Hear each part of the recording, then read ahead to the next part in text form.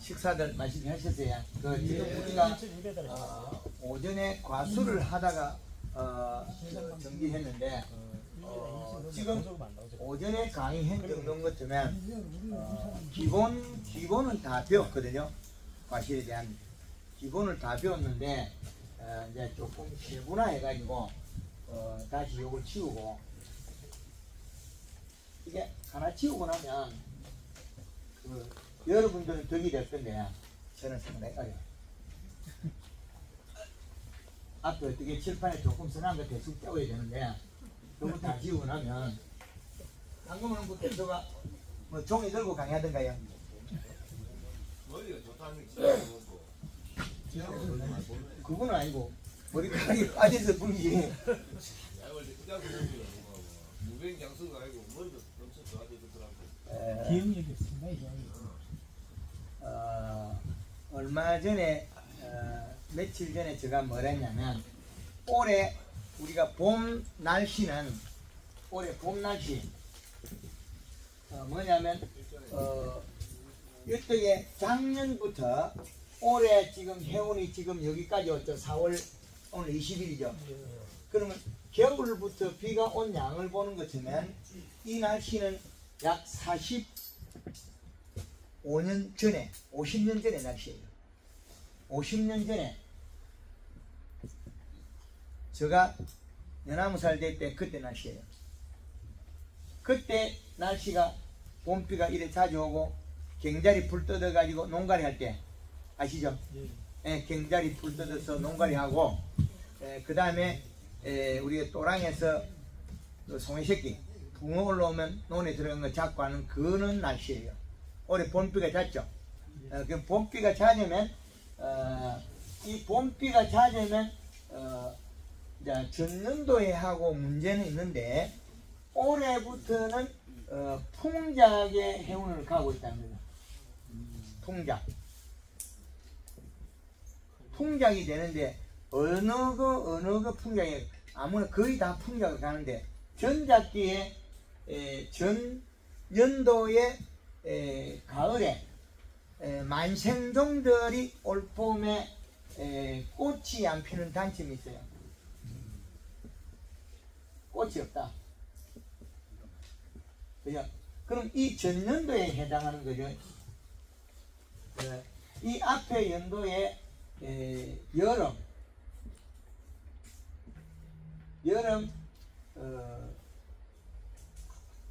여름에 비가 많이 와서 잎 두께가 얇아졌다. 잎 두께가 얇아졌다. 그래서 요 원인 때문에 잎 두께가 전년도에 얇아지고 땅속에 비료량이 줄어들었기 때문에 가을에 늦겠다는 과실에서는 부패병이 많이 했어요. 부패병. 왜 부패병을 했느냐면 뿌리에서 비분이 없으니까 잎 두께가 얇아서 잎에서 탄수화물이 부족하니까 일행을 많이 뱉었다. 이제 이해되나요? 작년 사과에 부패병을 많이 했는데 여름에 그 체내 저장 양분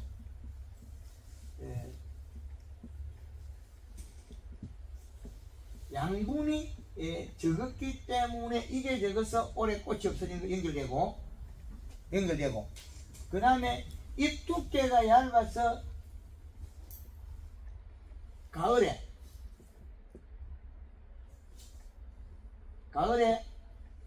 일액을 많이 맺었어. 일액을 맺어서 나무가 사과가 달린 차례 죽은 거나 복숭아 나무들이 작년 9월달이나 10월달에 죽은 것이 있을 거예요.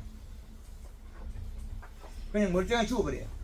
나무가 달려있던 나무들이 멀쩡하게 작년 가을에 일액에 의해서 나무가 사과가 달린 채로 죽은 게 있을 거예요. 10월달, 11월달에. 이거는 여름에 비료량이 적어서 여름에 비가 많이 오고 그 다음에 8월달까지 비가 오고 9월달부터 비가 안 오니까 이제 일액이 안 씻기겠죠. 일액이 세척이 돼야 되는데 안 됐다는 거죠. 일액이 세척이 안 되니까 어떤 현상이 벌어지겠습니까? 몸속에 몸 피부에 묻어있는 아미노산 단백질은 곰팡이가 펴서 나무를 먹어버리죠. 그 화상병이랑 두 개 동일한 겁니다. 화상병이 잎에 온 게 아니고 나무 껍질을 통해서 껍질 밑에 영양의 관에 있는 그 부위를 먹어버리거든요. 그래서 나무 죽는 거죠. 그래서 사과나무가 죽었던 게 작년 10월달 그때 열매가 달려가지고 죽은 게 있을 거예요. 겨울 쉬고 예.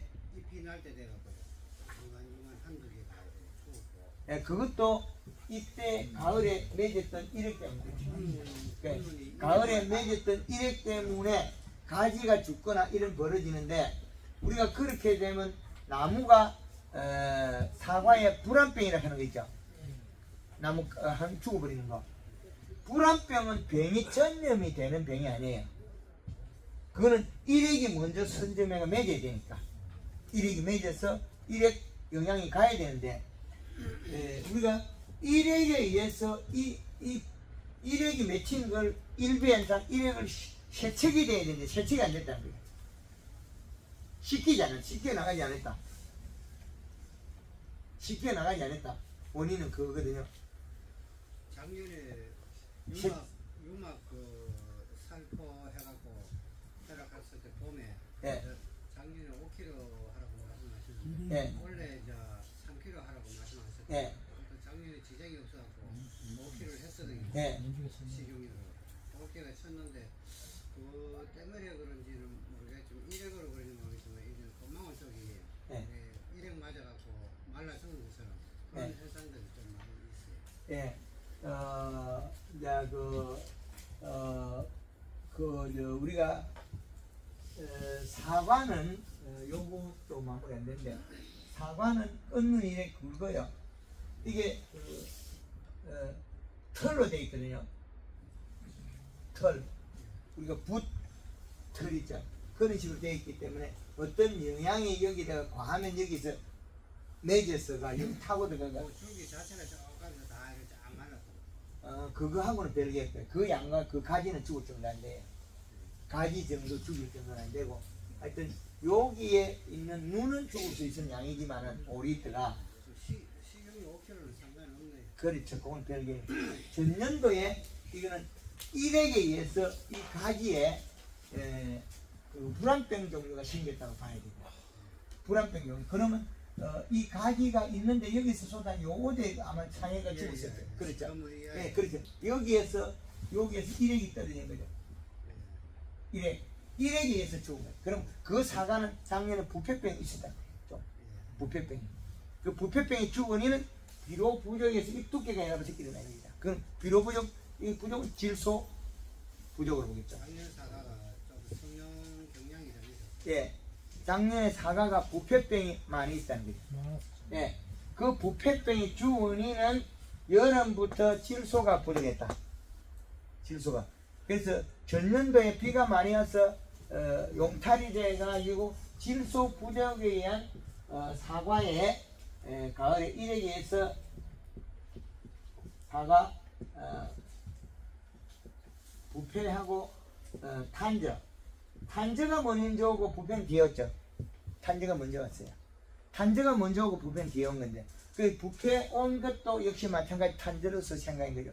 부패병 깎아보면 이렇게 병이 이렇게 내려가요. 탄저는 이렇게 내려가요. V자식 두 개가 달라요. 그래서 부패병을 탄저병으로 생각해가지고 약을 많이 뿌리는 경우가 많거든요. 그래서 그거는 영양제를 더 쳐서 잎을 두껍게 만들어야 되는데 워낙 과실이 크면 영양 이동이 빠르기 때문에 우리가 그 양을 보충할 수가 없다는 거예요. 그래서 이식값을 보충해라. 그래서 비료량으로서 이걸 보충해라. 그래.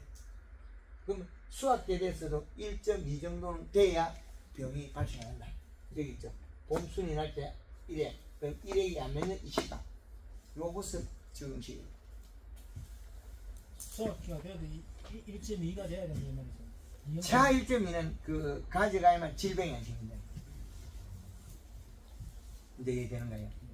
그래서 사과 교육을 많이 사과는 지금까지 우리가 그 수학 기대가 0.8로만 찼거든요. 네, 0.8 되면 아까 1이 제일 많이 만들고 병이 제일 많이 만들고 0.8에서 0.6이죠.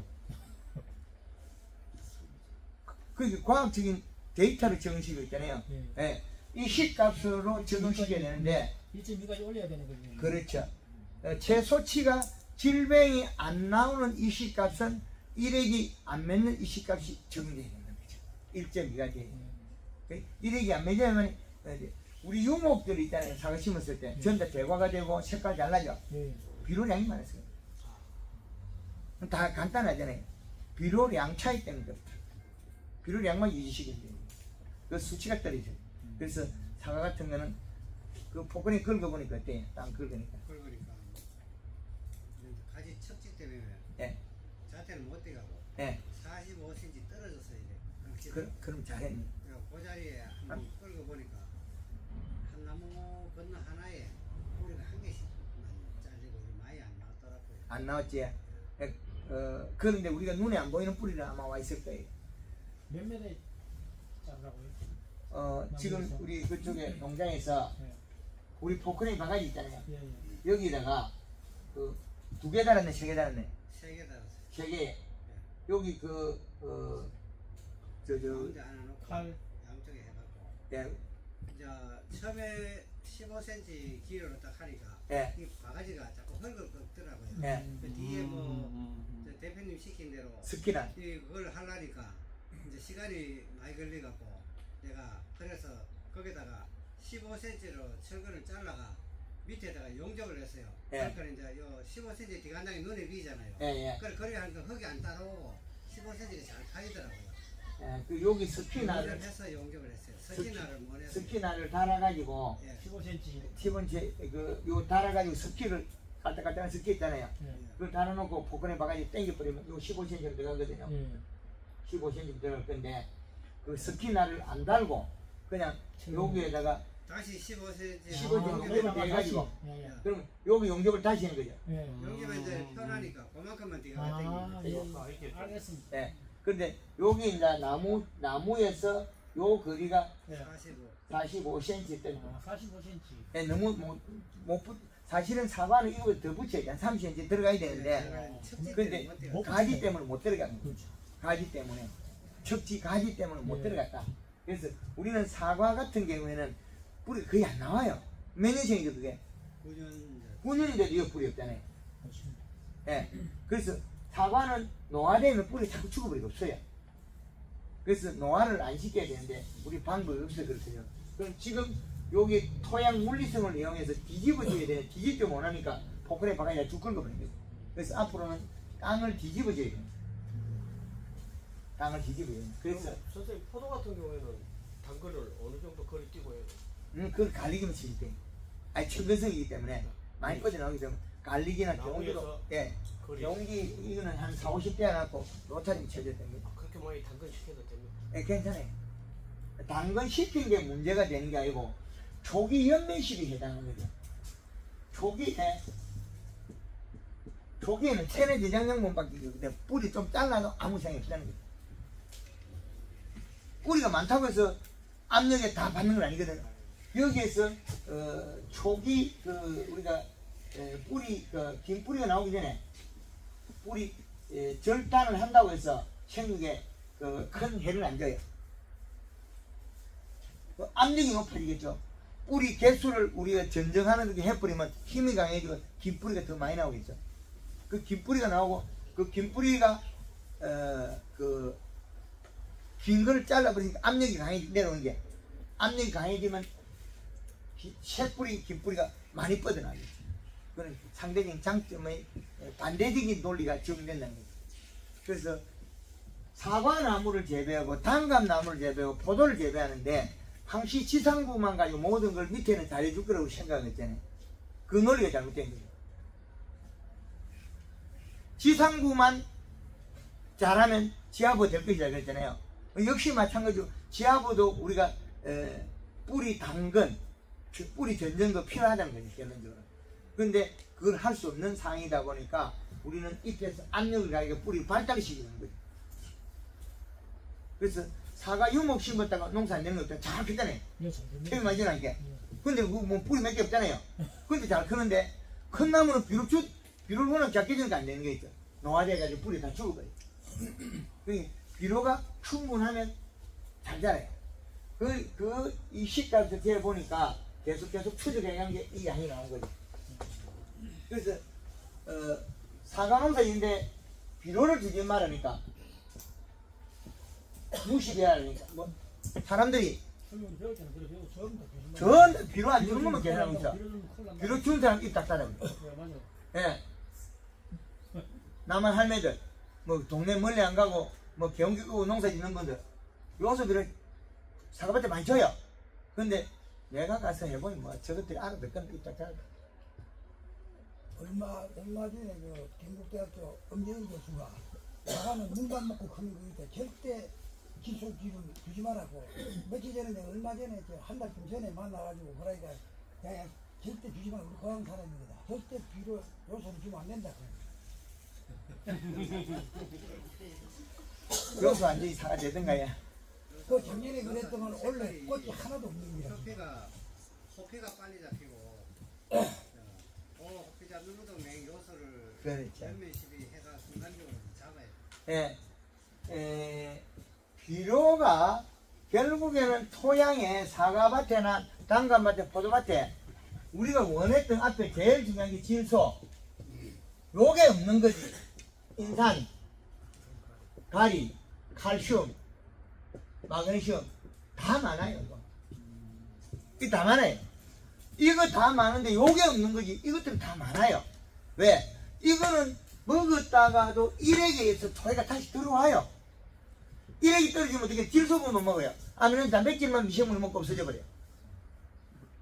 떨어지라 바로 못 피는 거예요. 일액이 떨어지면 바로 못 피고 누가 남아요? 인산가리 옷으로 나와버리죠. 그럼 주면 주는 대로 차곡차곡 쌓이는 인산가리. 그런데 비료를 싸잡아서 이야기해. 같이 뭉치가 두리뭉실하게 뭉치가 안 돼. 비료는 맞아. 그러나 성분을 또 나눠야 되죠. 어느 놈이 큰 놈이고 작은 놈이 따라가야 되느냐. 그럼 작은 놈이 많이 있으면 큰 놈만 줘야 되거든요. 그런데 이 비료에 대한 부분을 명확하게 정립돼서 우리나라 농업의 기준을 설정한 데 없다는 거죠. 저희들이 통상적으로 알기로는 질소질을 많이 주면은 포도 같은 경우는 절간이 너무 길어지고 잎이 너무 커져서 재푸시를 못한다는 정설로 지금까지 책에서도 그렇게 배우고 그래가지고 비료 안 줘봤잖아요. 안 해봤죠. 그러니까 맞죠. 백평에 요소 10% 주는 건 아니죠. 그럼 백평에 요소 10% 줘본 사람은 그런 소리 안 하거든요. 그러니까 그래서 왔잖아요. 그 정설하고 틀리기 때문에. 기술은 많이 주면 수세 못 잡는다. 황금한 농법 대표가 얼마나 한강했어요. 제주도에 가서 밀감을 가르쳐줘야 되고 강원도에 감자를 가르쳐줘야 되고 그죠? 금산에 가서 인삼을 가르쳐줘야 돼요. 인삼이 왜 병나있어요? 요소 안 줬어. 강원도 배추가 왜 병하겠어요? 요소 안 줬어. 인삼을 요소 주면 썩는다는 말이 지금까지 정설로 나와 있는. 조금 줬어. 아. 이 시가 0.8 어디 가서 이 시 치웠구나. 일액에 제일 많이 1.2가 넘어가면 괜찮아요. 그런데 0. 병이 제일 많이 나서 병이 제일 많이 나는 비료량 0.6에서 0.8이라는 거죠. 요거는 어디에 써야 되느냐? 송이밭에서 비료 줘야 되는 거예요. 소나무한테. 소나무한테 비료 이 시가 요래 맞춰야 되죠. 그러면 소나무가 일액을 졸졸 흘려갖고 곰팡이 구이 만들게. 예. 0536 트럭 0536 에쿠스 7769. 예, 죄송합니다. 이 현장 공사하는데 좀 밀착한 털 들어간다고 해서 요 안에 비가 있으니까 안 돼. 네. 요소를 배치면 이제 한꺼번에 누고 가기 전에 그 가르쳐 준 대로 요소를 주지 마라. 그러니까 요소를 안 줬어요.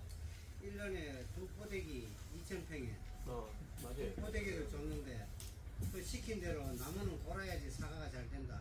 맞아요. 교육을 그렇게 시켜줘요. 그 모든 모임들이 그렇게 가르쳐요. 그러니까 이제 기농자니까 배울 때가 그것밖에 없으니까 그걸 배웠는데 한금알 농법을 안 만나서 우리 밭 지금 다 죽었어요. 이게 왜 그러는가? 5년 됐을 때 그 나무가 너무 약했어요. 비실비실 그러니까 죽죠. 6년, 7년, 8년, 9년에가 지금 원래 4년째 한금을 농법 하거든요. 그러니까 요소를 주니까 그 다음 해에 뭐 실패가 나무를 죽었지만 잘못 이제 내가 이제 유막을 해가요. 그런데 나무는 살아나기 시작했어요. 그래서 그렇지. 나무는 작년까지는 큰 거 열었어요. 그 지금 비료와 생산량이 비례한 거. 우리가 그냥 복합비로 이제 처음에는 무척대로 계산했는데 이제는 성분을 계산해 나오거든요. 성분량은. 그 제주도 같을 때 이제 좀 기술이 완성돼 가지고 천평의 밀감 하우스에 요소를 한 60% 쓰면 뻘떡 살아나. 기소 공장하고 무슨 이런저런 얘기나 왜 되고 근데 이놈이 토양에 인상가리가 많아가 이파리가 그 요것도 사계절 잎이 붙어 있으니까 노랗게 포가 나요. 근데 이걸 풀라 그러면 요소 때문에 줘야 되는데 우리가 가수원 재배하면서 퇴비를 보약이라 생각하거든요. 퇴비 많이 좀 많합니다. 어린 유목에 퇴비를 갖다가 요 나무 옆에다가 여기다가 퇴비를 여기 폭포했잖아요. 망했다 이거. 나무가 농화돼 버려. 여기다가 반포를 한 포를 덜 넣고 있으면 이거 뒤져요. 농사 망해버려. 한 나무에 한 포 줬다 반포 줬다 택도 없어야지 뭐. 이게 쬐끄맣게 줘야 돼요. 삽으로 조금 떠가지고 우리 자루 바가지 있죠. 그 소죽 바가지 옛날 하던 거. 쇠 바가지. 그거 떠갖고 조금 묻혀주고 말아야지. 무슨 놈은 사과에다가 감나무에다 채비를 한번 분다고. 망해버려 그런 거 주모. 이게 퇴비 속에 소금이 얼마나 많은지 알아요? 소금이 바로 튀어나와요. 소금이 튀어나오면 나무가 늙어가 안 커요. 농사 망치고. 요소 비료는 안 주고 사과나무에 감나무에 뭐 복숭아 포도 전부 다 뭘 주고 있냐면 퇴비를 주고 복합비를 주고 있거든요. 얘들이 적어서 일을 하겠어요. 퇴비는 복합비를 주면 농사 안 된다는 거죠. 사과나무 포도 요 쪼르륵 좀 많이 주면 안 크는 날 많아요. 늙어버려요. 바로 나무가 농화돼버려요. 농화돼가 안 커요. 제주도의 밀감나무에 천혜향에 닭똥을 줘보니까 똑같이 요만하더니 늙어 아직까지 요만해. 3년이 돼도 못 깨어나요. 이파리 노랑하게 해가지고. 근데 밀감나무 이파리 상록수니까 노랑하게 표가 나는데 감나무는 사과나무 복숭아는 이게 표가 잘 안 나요. 표가 안 나는데 근데 그거 표가 안 나는데 어디서 표가 나느냐? 이파리 첫 번째, 두 번째, 세 번째, 네 번째 요 온방이 생겨요. 요리 온방에 요렇게 생겨요. 작은 펴지고 요렇게 생겨요. 요렇게 생기면 전부 다 그 퇴비로 많이 여기는 가리 가다 되는 거예요. 그러니까 하나하나 풀어야 되는데 우리가 왜 기술이 부족해지냐면 이 기술이 부족한 주 원인은 우리가 기술을 가지고 있은 선도 농가에서 기술이 보급될 건데 우리 영농 지도하는 사람들이 우리는 가르쳐 주는 것만 배우게 돼 있는 거예요. 뭐다 살면서 와가지고 강의할 때 지만 진딱 시부리 가요. 농가들이 뭐 해가 잘 되는지 물어보고 지도 기술 배워가야지. 그러니까 결국엔 모르는 사람한테 배우다 보니까 잘하는 사람이 입을 못 열어요. 왜? 박사다 뭐다 지랄 떨고 있으니까 우리보다 아는 척하니까. 그것을 내가 많은 사람한테 아는 척 해보면 뭐 하겠노? 막 입 닫아 기술이 자꾸 사용되고 있어요. 복숭아 교육받는다고 전다 NK 비료 주고 비료 안 주던데 나이 많은 할머니는 요소 그 살살 좀 괜찮거든. 그 복숭아 여기서 제일 잘 주고 있어. 젊은 조카는 맨날 퇴비 주고 NK 주고 이거 복숭아 째매나 이거 빨강이 이거 돈도 안 되는데 나만 할머니는 조카보다 훨씬 복숭아 많이 따. 꽃필 때도 요소 주고 중간에 요소 주고 생날 때 요소 주고 복숭아 탱글탱글 해버렸지. 그거를 잎으로 보고까지 개발하는 농법까지 지나는 시기 났거든요. 엽책을 보고. 그래서 엽책을 보는 칼라 차트를 개발하고 있는데 그건 좀 저능이 없어 어려워. 그럼 우리가 이 마늘이 색깔이 너무 진하죠? 근데 요놈 연하잖아요. 요 두 놈 다르죠? 그럼 요 두 놈 다른 색을 갖다가 우리가 그림으로 나타내야 돼. 그림색으로. 그림색으로 블루 시기가 딱 차별해놔야 돼. 이렇게 쪼르륵. 그럼 시기별로 또 달라요. 봄에 올라올 때는 요렇고, 여름에 올 때 요렇고, 이렇게 다 다른 거예요. 가을까지. 그게 이거 색을 찾아내가 만드는 게 칼라 차트 색이 상당히 어렵다. 그러나 우리는 사계절 이식값 하나는 확실히 개발했죠. 이것만 있어도 우리는 엄청나게 좋은 거예요. 비료량. 근데 여기에서 역색이 진하냐, 연하냐, 물이 수분이 맞느냐, 안 맞느냐, 비료 개발해놔. 하나 질문해도 되겠습니까? 예. 진도에 가니까 팥밭에다가 약한 소금기를 넣어가지고 뿌리니까요. 소금기를 안 뿌릴 것보다 병해충이 더 좋다고 하는데 조금 전에 우리 대표님께서 퇴비 속에는 소금기가 많이 들어갔다는데 그래도 작물이라도 소금기가 들어가야 더 좋은 영향이 미치지 않을까요? 너무 많이 들어가니까 그게 계절에 관계가 있기 때문에 그 말은 경험은 될 수 있으나 만인한테 소통은 되는 거 아니다. 음달 다르고 양달 다르고 그 계절이 다르기 때문에 봄에 했을 때는 괜찮고 겨울에 했을 때 괜찮아요. 여기에서 10월달 돼서 소금을 뿌렸다 보약입니다. 5월달에 소금을 뿌렸다 사약입니다. 이제 이해되나요? 그 당도 증진을 위해서 연면 시비할 때 바닷물을 희석해서 뿌린다. 500배 희석해서 뿌린다. 그 말도 이 말하고 같습니다. 여름에 일찍 나오는 매실에 뿌리면 매실이 다 가져버리고 11월 달에 나오는 유자밭에 뿌리면 보약이 되겠죠. 여름에 생강에다가 줘보면 생강 뒤져버려요. 계절별로 다른 걸 갖다가 아 이거 좋더라. 한국만구 대표 뭐라 했습니까? 맞을 수도 있고 안 맞을 수 있다. 그 다음에 또 심한 뭐니까 뻥이래요. 뻥이래요 그러지. 어느 것인지 오는 게 뭐가 있겠어요? 한국만구 대표 흙 파먹고 있는데 왜 흙을 파먹겠어요? 배고파서 파먹는 거 아니잖아요. 그래서 우리가 원했던 거와 공급하는 거와 결과는 다를 수 있잖아요. 원했던 거와 분명히 유자 농사 짓는 분한테 유자를 10월달에 바다 소금을 쳤다. 그죠? 바닷물을 좋아. 색도 잘 나고 깔도 좋았다. 매실 농사 지고 복숭아 올복숭 농사 짓는 사람이 요걸 빼가 요달 딱 해본 거예요. 농사 조절. 공기에 소금을 매기 있으니까 얘가 살겠냐고.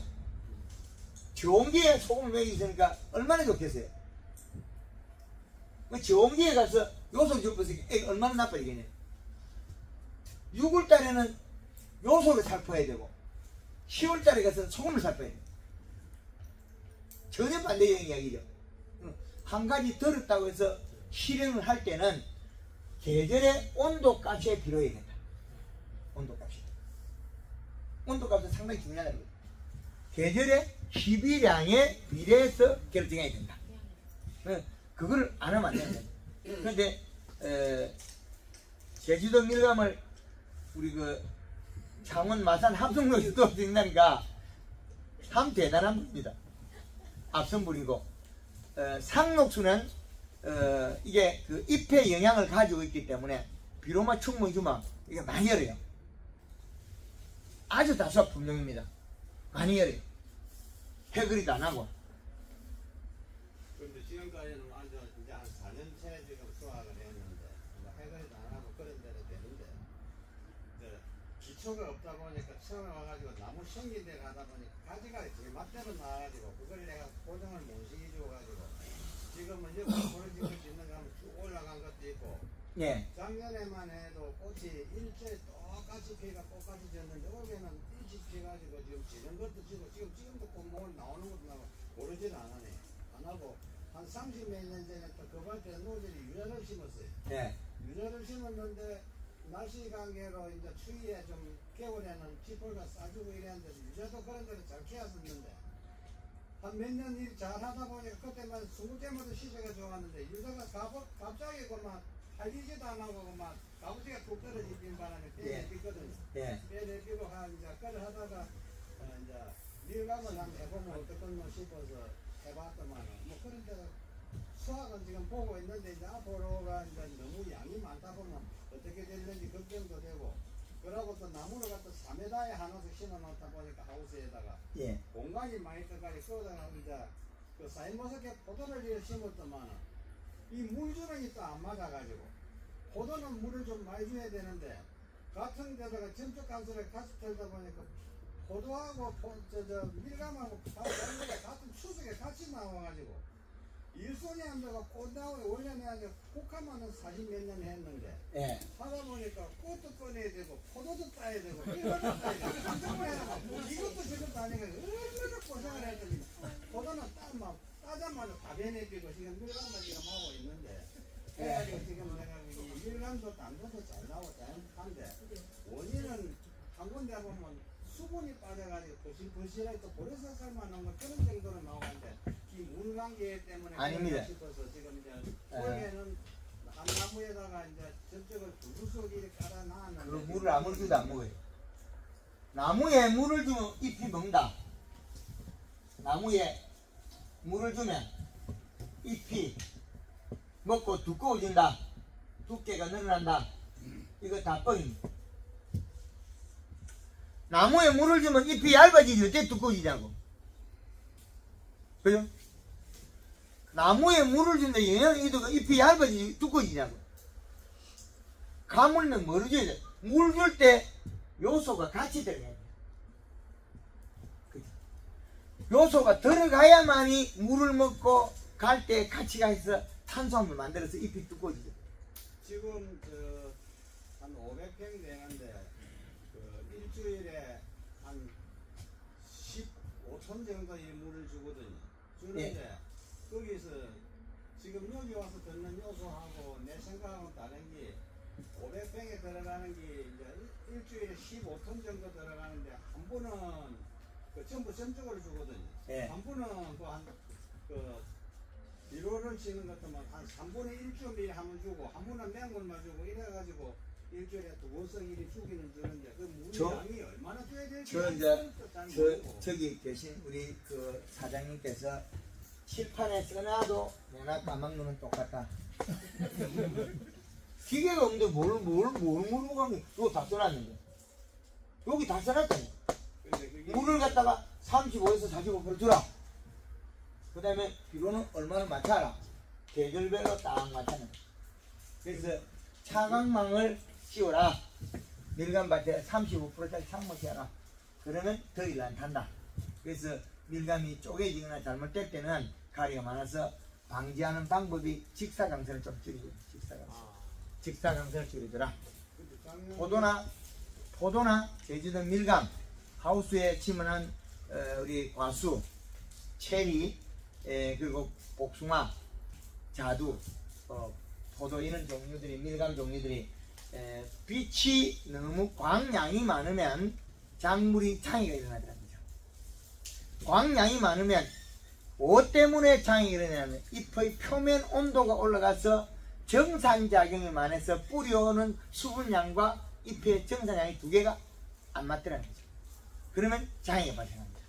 그래서 작년 같은 경우는 밀감은 갈라지는 게 별로 없는데 리드양은 뭐 그냥 한 70%는 그냥 갈라져 버리지. 그래서 이 식값이 낮아서 인상가리 가다로서 요 인상가리 가다로서 제주도 밀감들이 다 쪼개지거든요. 그래서 요 소를 1000평에 한 60호 주니까 살아나더라. 100평에 6번 정도. 그래 줘야 살아나요. 지금 레드향이 맛있고 뭐 풍미도 있고 좋은데 그것들이 잘못되는 주 원인은 인상가리 가시막이 와다.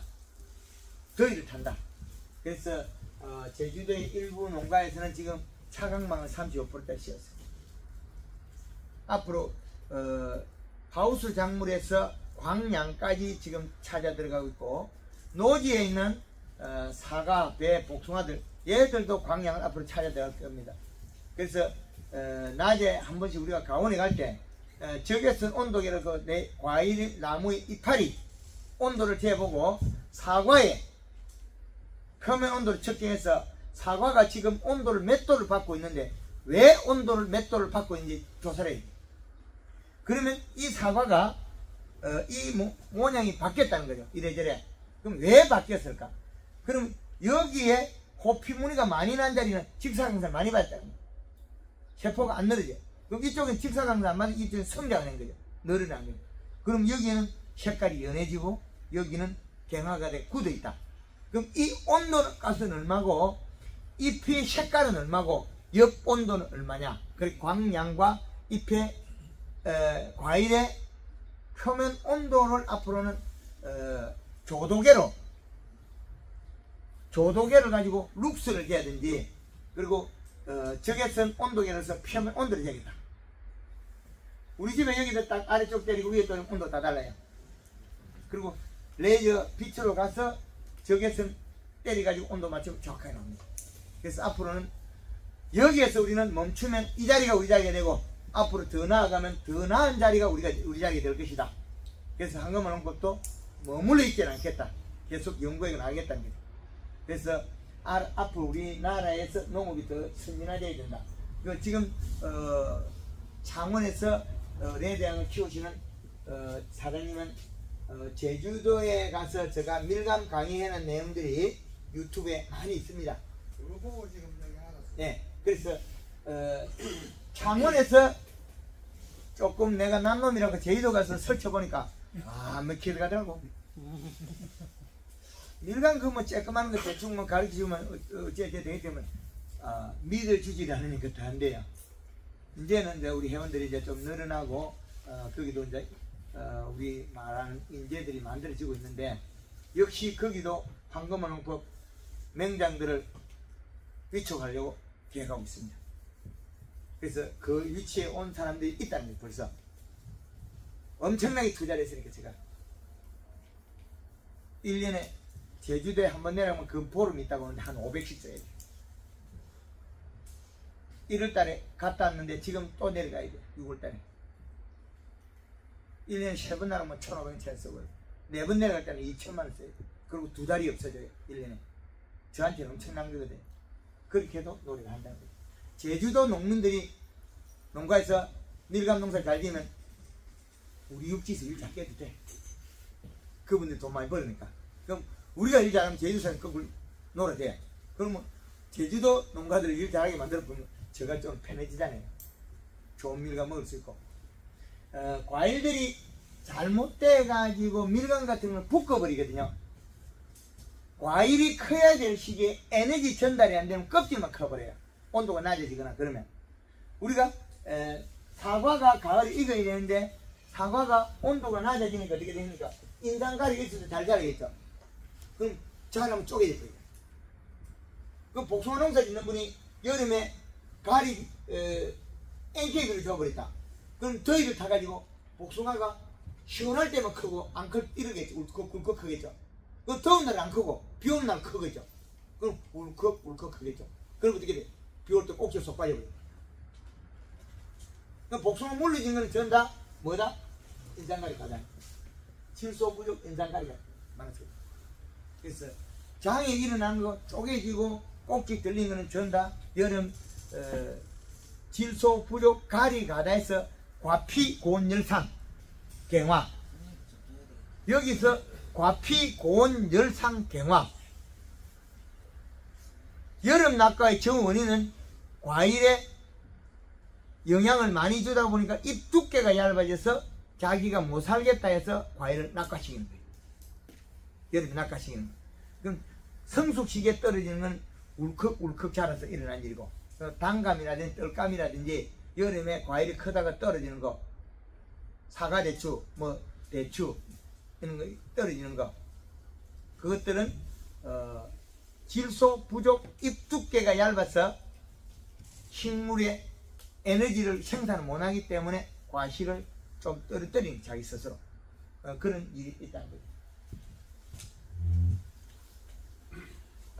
우리가 줘야 될 비료가 아주 중요합니다. 복숭아를 농사 짓는 분이 돈을 벌고 싶으면 똑같잖아요. 돈을 벌고 싶은데 돈이 왜 안 될까요? 비료를 적게 줘서, 비료를 적게 줘가지고 애가 굶어서 복숭나무가 일어나네요. 그리고 복숭나무 같은 거 심을 때 두둑을 높게 모아야 되는데 두둑을 낮게 모아가지고 여름에 과습이 돼가지고 일어나는데 여름 장마에, 장마 비에 과습. 과습은 과습으로 봐야 되느냐, 잎의 탄수화물 부족으로 봐야 되느냐, 두 개 나누겠죠. 이 과습은 잎 속에 탄수화물이 부족해서 뿌리가 영양 생산을 못하고 영양을 못 먹고 있다는 거죠. 그러면 잎에다가 영양을 함부로 공급을 못해요. 과실이 달려있기 때문에.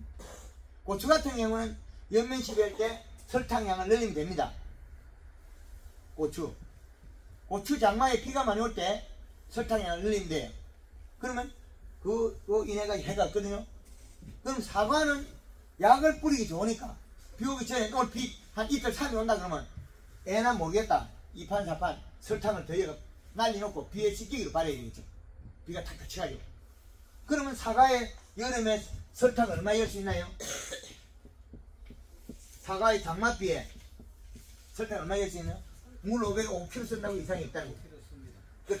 장마가 와가지고 이미 사과가 잎이 얇아질 건데 장애가 일어날 건데 여름에 7월달에 사과밭에 설탕 5kg 좀 장애거든. 해가 되겠죠 무조건. 그런데 해가 안 된다. 왜? 비가 워낙 타닥타닥 오니까 비가 탁탁탁탁 치겠죠. 그럼 사과에 묻어있는 설탕을 다 식혀. 그런데 비 오기 전까지 먹었던 설탕, 그건 뭐가 있죠? 잎 속에 들어가 있는 탄수화물 되겠죠. 비가 오기 전까지 먹었던 양, 그건 잎 속에 들어있는. 그럼 비가 와가지고 잎속에 햇볕이 안 나도 뭘 먹고 산다? 그 잎 속에 들어있는 탄수화물 먹고 산다는 거죠. 그러면 사과가 비가 그치고 나서도 해가 없다는 거예요. 병이 없다. 그렇게 되어 있습니다. 그런데 사과의 병은 어떻게 생기냐?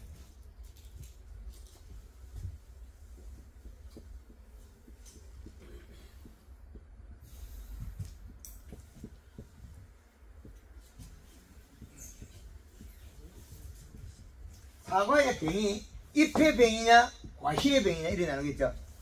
우리가 뭐 그 나눈다면 잎 두께가 얇아서 오는 게 갈색 무늬병. 그거는 이파리에다가,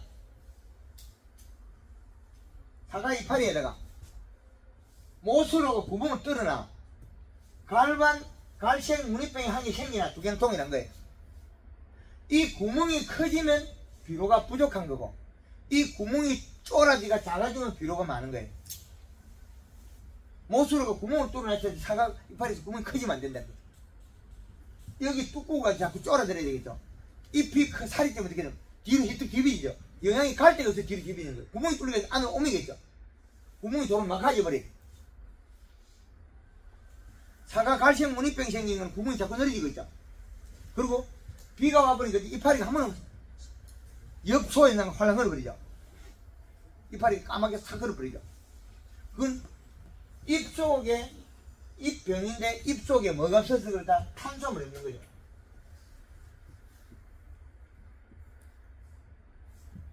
탄수화물. 이 탄수화물은 재료는 뿌리의 재료는 질소고 잎의 재료는 설탕이잖아요. 그럼 설탕을 먹여서 뿌리를 영양을 공급해서 뿌리가 일을 또 한다. 그래서 탄수화물이 상당히 중요하다. 그럼 과실의 병도 직접 주는 탄저병이나 잎에도 오고 과실도 와요. 근데 워낙 약을 치니까 사과의 탄저병이 과실에는 오고 잎에는 잘 안 와요. 과실에는. 과실에 왔던 주 원인이 질소 부족, 여기에 과일에 분이 없어서 그런 경우가 많아요. 분이 없어서. 그럼 고온 열상을 입었기 때문에 분이 행성이 잘 안 돼요. 그럼 보시죠. 고온 열상으로서 세포가 좀 파괴되가 크는 거죠. 그러니까 분이 안 나와요. 사과 뿌옇게 커야 되거든요. 뿌옇게 한 거 빨갛게 크는 거는 탄저병이고 부패병이 많이 한다는 거예요. 그거는 이미 피에 손상을 입고 고온 열상을 입어서 세포가 거기 손상했을 때 과일의 방어 물질 분을 생성을 못 한다는 거예요. 우리 요즘 프라이팬 계란 후라이에도 기름 안 둘러도 안 날아붙죠? 공극이거든요. 그래서 과일에 분이 뽀얗게 나와 있을 때는, 어릴 때는 과일에 부패병이 잘 안 생겨요. 이력이 다 떨어지니까. 그럼 7월달 이전에는 사과에 과일에 충분한 온도도 낮고 질소분을 일부 가지고 있기 때문에 과일이 많이 안 먹어서 분을 가지고 있기 때문에 과실에 부패병이 잘 안 생기죠. 그럼 과실이 크면 비료가 부족하고 어떻게 돼요? 온도 직사광선하고 못 이기니까 세포가 파괴되면 분이 없겠죠. 분이 없으면 직접 들어오는 탄저병도 많이 들어올 수 있고 일액이 떨어져서 그 일액을 먹고 사는 부패병균이 많이 생기죠. 그래서 과실의 병은 직접 먹는, 직접 뚫고 들어가는 탄저가 있고 간접으로 들어가는 부패균이 있다. 이 부패균은 일액에 의한 재료는 겁니다. 일액. 그래서 일액이 먼저 선점해 가지고 병원체를 만들 수 있는 조건을 만들어주면 병이 온다는 거죠. 그래서 우리가 사과에 과실에 비료를 줄 때는 만생종은 수확 50일 전에 비료를 마지막 비료 주면 된다. 사과 언제 땁니까? 11월 초, 10월 말에서 11월 초입니다. 여기 따죠? 네. 그러면 비료가 10월 말이니까 10월달 한 달, 9월 10일 날 마지막 비료 주면 되죠. 9월 10일 날. 그런데 9월 10일에 9월 초에 마지막 비료 줄 건데 뭘 줄 거냐는 거죠. 50일 전에. 그러면 이전에 질소분이 많아야 돼.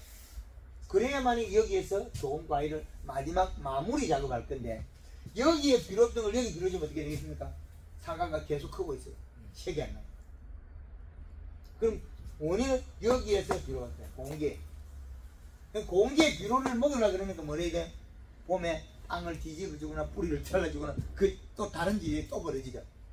비료를 줬더니 비료가 함유하고 있어야 되겠죠. 물리성이 좋아야 돼요. 그래서 충분하게 9월 10일에 비료 주는데 양달에는 요 시기에 주면 맞아도 음달에는 이걸 더 땡겨줘야 되겠죠. NK를 약간 더 빨리 줘요. 8월 저희 가송 같은 경우에는 한 3시 정도 되면 그늘이 내려오거든요. 3시 되면 상권들이 내놓으면 3시, 4시 되면 거의 다 내려오고. 그럼 더 빨리 여기 한 번 정도 앞에에 NK를 한번 더 줬어요. NK를 한번 살짝 줘요. 비료 주되 앞에 한 8월 15일부터 NK를 줘요. 그리고 9월 초에 마지막 비료를 NK 종류로 비료를 줘서 익혀야 된다. 이제 정리돼요. 네, 정리됩니까? 네, 그래서 종마다 비료 줘야 되는 게 거의 마지막 비료는 약 50일 전에 줘야 되는데 그러면 여기에 알려드리는 6월 말, 5월 말에는 6월 초에 따는 그 복숭아 비료 줄 시간이 없어요. 그건 미리 그냥 맞춰 주고 있어야 돼요. 마지막 비료 사고 그건 따질 필요도 없어요. 그 월복숭아는 비료 복숭아 따면서 요소 비료 같이 주고 있어요. 그렇지 않으면 복숭아 물러져요. 완전히 다른 이야기죠. 그래서 비료와 영양은 아주 밀접한 게 있다. 근데 이 자체를 완성시킬 때 봄에 연면십에서 잎을 두껍게 만들어 뿌리를 뻗쳐놓지 않으면, 가지를 굳게 만들어 놓지 않으면 비료가 도단기로 다가버린다. 단전제 조건이 초기 연면십에서 잎을 두껍게 만들어서 뿌리를 뻗쳐서 봄수 과일 열린 쪽으로 영양이 흘러야 된다. 그게 전제 조건. 사과 같은 경우는 알을 가리 늘어져도 괜찮아요. 늘어지면 길어지면 딸다가 또 내리면 되니까. 근데 이 터울이 있어야 되겠죠. 주지 간격이 늘러야 돼요. 그 주관에서 주지를 만들 때 좀 간격을 줘야 되는데, 요즘엔 또 어떻게 되면 다축 해가지고 이렇게 되겠죠. 이렇게 됐을 때 이거는 공간이 부족해요. 그럼 얘들은 여기에서 바로 달아 이렇게 돼요. 이렇게 돼요. 그럼 이렇게 되려면 가지가 이렇게 나오는 거는 잘라가지고 새로 키워야 돼요. 그럼 가지 이렇게 나왔다. 그럼 1년 키우고 여기 잘라요. 2cm 나오는 거 잘라. 그럼 다시 여기서 이렇게 나오겠죠. 그럼 여기 가는 걸 달고 나와요. 이렇게. 그럼 가는 거 요걸 살리기 위해서 이렇게 잘라요. 7을 따요. 여기도 7을 얼마 날짜를 맞춰서 잘라요. 그리고 8을 말해서 볼초에 요거 바삭 잘라서 요거만 하는 거예요. 그럼 요 놈은 계속 커도 안 자란다. 자라지 않는 가지.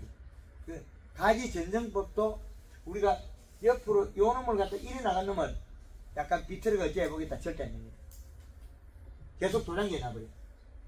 옆으로 얘 바로 뻗은 놈을 이렇게 키웠다. 이거는 여기서 도장이 나서도 안 돼. 이거 웃자라는 가지. 요건 웃자람이 없는 가지 만드는 방법.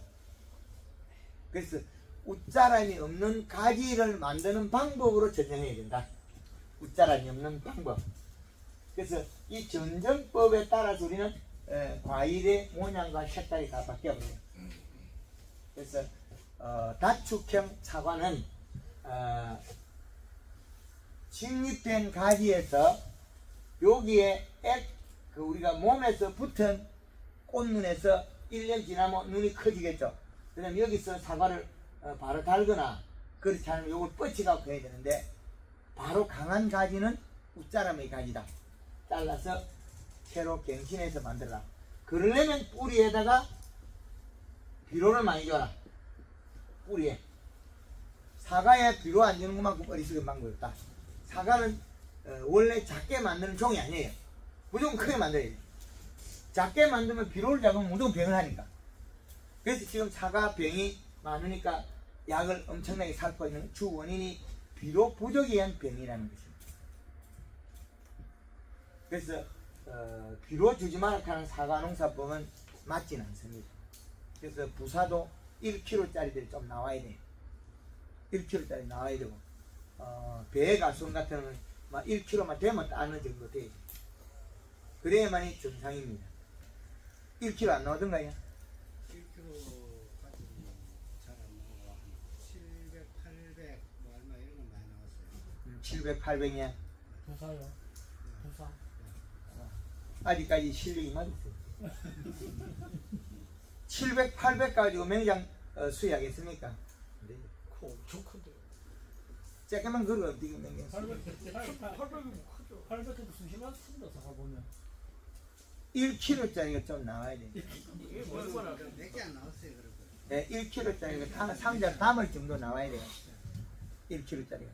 그래야만이, 예. 10kg에 재작년에 9개 담아갖고 10kg 나왔는데 그거는 한 2상자, 3상자. 예. 대박인데.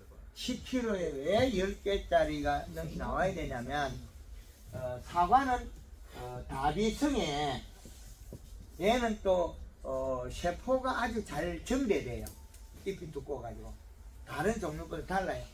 감이나 호두나 이런 거하고 종류가 다릅니다. 호두가 한 알이 1kg짜리 안 나오죠? 호두 요만한데 대석자두가 한 알이 500g짜리 안 나와요. 대석자두는 아무리 키워도 우리가 대석 얘는 200g짜리밖에 안 돼요. 220g까지 나와요. 이것도. 네. 대석 자두 200g 박스 좀 담아내는 사람은 농사 좀 잘하는 사람이에요. 황금은 요 대석을 200g짜리 만들어주고 사과 부사를 1kg짜리 많이 만들어야만이 잘하는 사람이다. 누가 그럼 포도를 몇 킬로 만들어요? 예? 사이머스켓에서 몇 킬로 만들어요? 사이마스켓은 키로는 늘릴 수 있는데 품질하고 관계 있으니까 한 1kg 한 200까지 1.2kg까지 이제 최고 1.2kg까지 만드는데 사이마스켓이 이걸 만드는 게 중요한 게 아니고 이게 송이 구성이 잘 되어 있는 상자에. 그래서 최대치가 한 덩쿨에 요렇게 달아가지고 4송이까지는 가능하다. 그러면 한 덩쿨에 4kg까지는 생산이 가능하다는 거예요. 4kg. 꿈의 이야기. 예. 그래서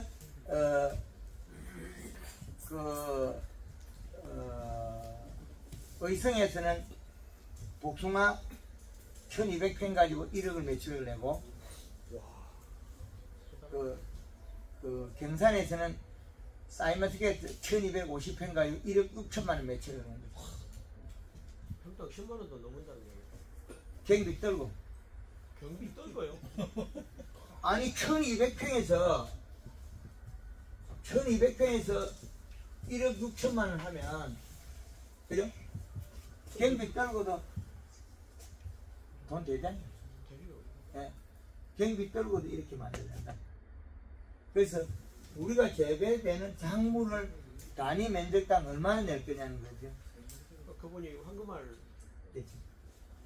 요분도 10석 만에 요만큼 벌었어요. 4년생에서 8월달부터 그 다음날 9월 말에 요만큼 번 거예요. 10석 만에 요만큼 벌었어요.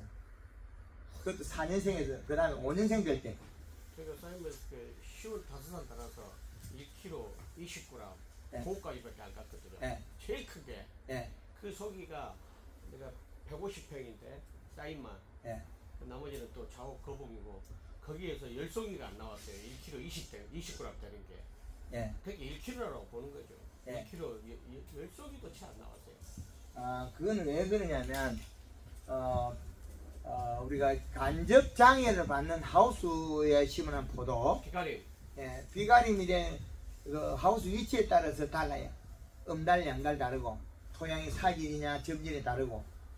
그래서 직사광선 내릴 때 하면 안 돼요. 그래서 지금 아직까지 포도가 쬐끄만할 때 밑에다 탄산칼슘을 채펴가지고 안 그러면 뺑기를 칠라든지 위에 차광만 덮든지 해가지고 직사광선을 덜 줄여줘야만이 과일이 커진다는 거예요. 우리나라에서 일본에서 사이마스켓을 가져와가지고 재배하니까 뭐라든가요? 저는 안 된다고 그랬다. 사이마스켓이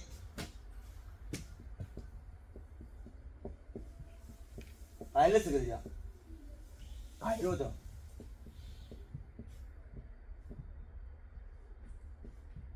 이거 병인가요? 병 아닙니다.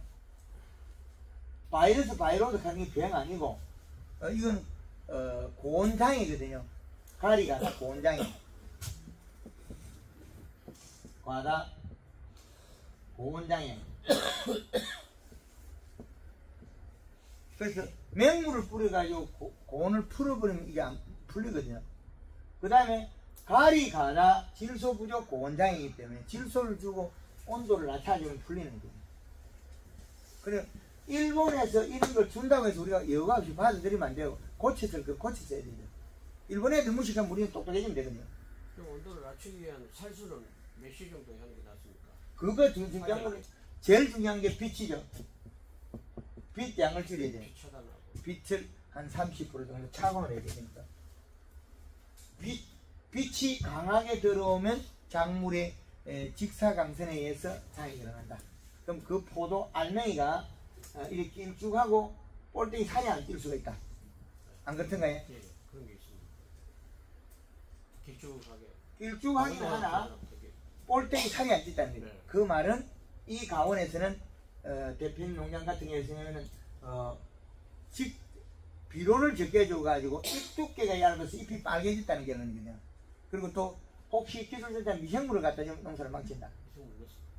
그럼 미생물이 뭘 먹어요? 질소와 탄수화물을 먹이처럼 쓰고 유기물을 분해하면서 방구를 끼죠. 방귀. 방귀를 끼부가 없어진 거죠. 그 유기물 분해 때문에 자꾸 넣으라고 그래가지고. 뭐 때 되면 썩지 그 안 썩을 리가 있으면 풀이였다 뭐 어디였다. 근데 이렇게 요 유기물 분해한다고 해서 우리가 굉장히 크게 도움이 없어요. 그래서 그거를 쓰는 순간에 그 미생물을 쓰는 순간에 이런 현상이 벌어지면 과리, 과다, 질소 부족, 곤장이 많이 일어나요. 그럼 과리가 과다돼서 과다냐? 그렇지 않고 질소가 부족해서 곤장이냐? 이렇게 나누겠죠. 자꾸 제 얘기해서 죄송합니다. 물을 아무리 줘도 잎이 물을 안 먹어요. 포도에 물을 갖다가 아무리 준다고 해서 이파리가 이놈이 물을 먹느냐? 이파리가 물을 안 먹어요. 잎이 탄수화물이 없는데 물을 준다고 물을 함유를 안 해. 다 뱉어버려. 그럼 일액을 뱉으면 또 병이 생기겠죠. 잿빛 곰팡이, 녹균병, 흰가루병 세 가지가 없어요. 그러면 그 병 세 가지 탄저가 아니에요. 일액에 의한 부패병입니다. 일액에 의한 부패병. 그럼 포도 송이가 달려있는데 봉지 싸놨단 말이에요. 이렇게 봉지가 여기 말라버린 것도 있어요. 그렇죠. 왜 그러냐면 여기에 물방울이 일액이 들어가서 여기 똥똥똥 떨어지니까 일액이 요 구멍으로 요 복주머니 여기에 여기 들어간 거죠. 그러니까 송이 흘러버리는 것도 있고. 그리고 여러 사람이 하니까 느슨하게 해놓은 것들이 그런 현상이 난 것 같습니다. 또 거짓말한데 누구한테 여기 갖다 붙여. 그거요. 아니 그 꼭지를 붙이는 게 누구한테 갖다 붙이지 말고 그 원인은 내가 비료를 잡게 해줘서 일어난 일이다. 비료만 충분히 주면 되네. 그렇죠. 일액의 맺는 이 시값이 1.2 이하로 떨어지기 때문에 일어난 얘기예요. 그럼 그 포도 같은 이 시값이 0. 요렇게 된 거예요. 병이 오는 농사를 짓고 있다. 꼭지 철사가 풀린 것들이 보면은 그런 현상들이 좀 마른 것들이 그렇죠. 있고 과일이 형태가 안 좋더라고요. 네. 그러면 이게 풀려 있는 거. 그러면 꼭지를 당근을 매각하지 말고 이 시값이 병이 오는 이 시값으로 재배한다는 거예요. 그러면 우리는 톤수가 안 늘어나겠죠. 그래서 이 시값이 1.2를 넘어가야 됩니다.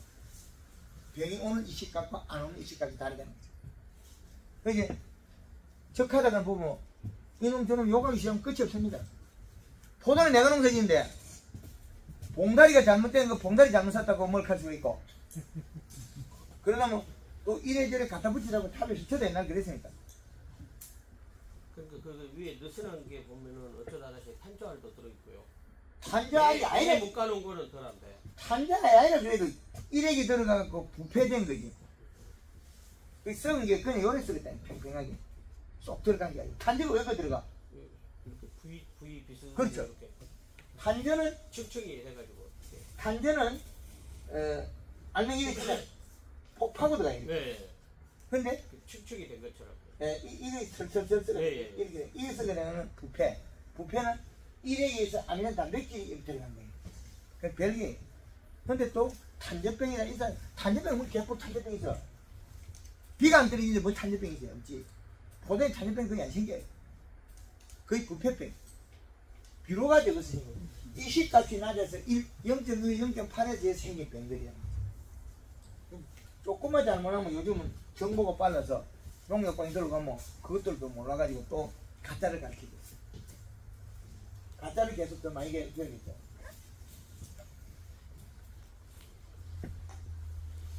우리가 재배되는 작물이 어떤 역할에서 어떤 결과치를 가져와야 되냐 그거거든요. 식물이 좋아하는 원소와 가져야 될 원소가 달라요. 좋아하는 원소와 가져야 될 원소. 좋아하는 원소는 질소고 가져야 될 영양소는 탄수화물입니다. 또 왜 그러냐면 이거는 뿌리가 먹어야 되고 잎이 가져야 돼요. 뿌리가 질소로 분해와야 되는 탄수화물 전환이 되는데 이 과정. 그럼 땅 속에다가 설탕을 주면 잘못하면 잡균들이 달릴 수가 있어요. 아주 좋아하니까. 이건 빠른 시간에 곰팡이들이 많이 원상이 됩니다.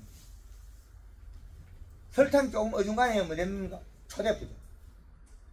설탕 어중간하면 다 초대부입니다. 그럼 당브릭스가 몇 브릭스 이하 되면 초가 됩니다. 그럼 그 이하 되면 부패래요. 그 당브릭스 몇 브릭스 이하 되면 부패를 하고 당브릭스 몇 브릭스 되면 초가 됩니다. 그래서 그 당브릭스 양 때문에 그렇죠. 당브릭스 양도 더 올라가면 어떻게 됩니까? 그냥 고정이 돼 있죠. 가만히 말라서 말랐지 병이 안 생기죠.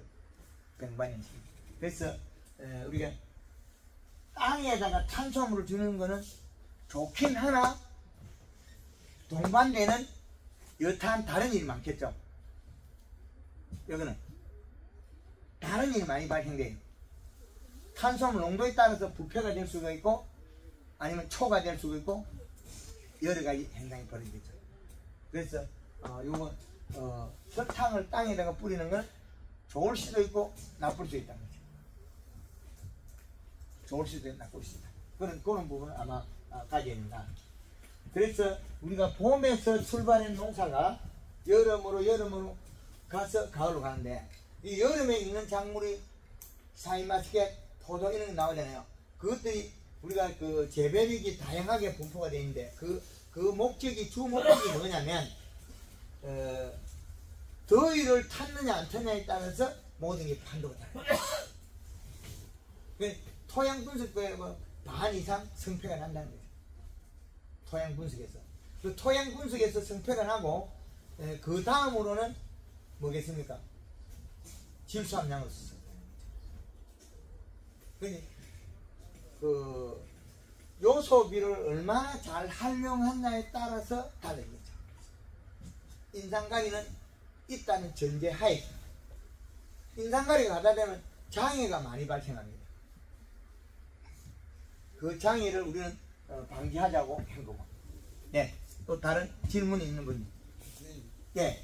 처음부터 썼는데 예. 정관 씨가 제일 큰 문제는 초복 그때 뭐 50% 전문 농가가 다 낙과 다 됐거든요. 예. 그 당시가 진짜 제일 큰 문제인데 청도반시가 낙과되는 거는 5월달이면 아직 쬐끄만한 거거든요.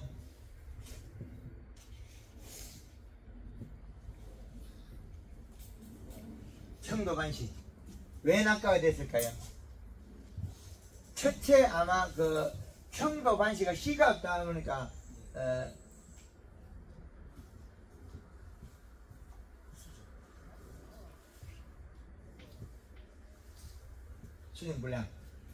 수정불량이 아마 제일 많을 겁니다. 그 다음으로 낙과되는 거는 질소 부족에서 잎 두께가 얇아서 낙과되는데 처음에 1차적으로 일어나는 거는 수정불량에서 일어나는데 수정불량을 잡아내라 그러면 어디로 가야 되겠습니까? 앞에 이 전 단계에서 목면십이나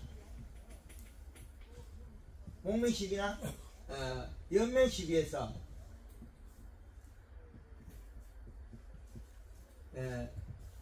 여기에서 그린이나 칼라 설탕이 해결한다. 이 그린이나 칼라 설탕이 얘를 보완해주고 있겠죠. 그럼 얘가 보완해가지고 이 수정을 높일 수 있다는 거예요. 이쪽으로 영향을 준다는 거예요. 그럼 수정이 되고 난 다음에는 어떻게 되느냐? 그 다음에 2차 낙과를 막기 위해서는 잎 두께,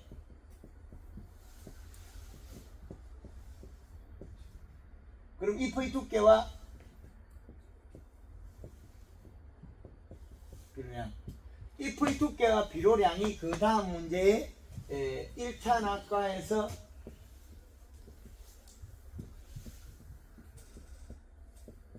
이 차 낙과를 막을 수 있겠죠. 그런데 2차 낙과가 동일하게 있는데 2차 낙과가 해마다 안 되는 집이 있을 거예요. 그래? 2차 낙과가 주 안 되는 주 원인은 요 잎의 두께가 유지돼서 그렇다. 근데 그것이 아마 양달보다 음달이 낙과가 안 될 거예요. 반음달이. 그죠?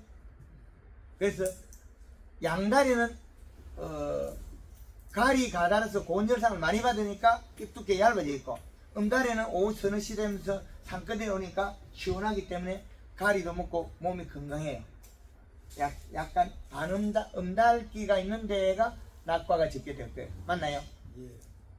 그럼 안 가봐도 알아야 돼.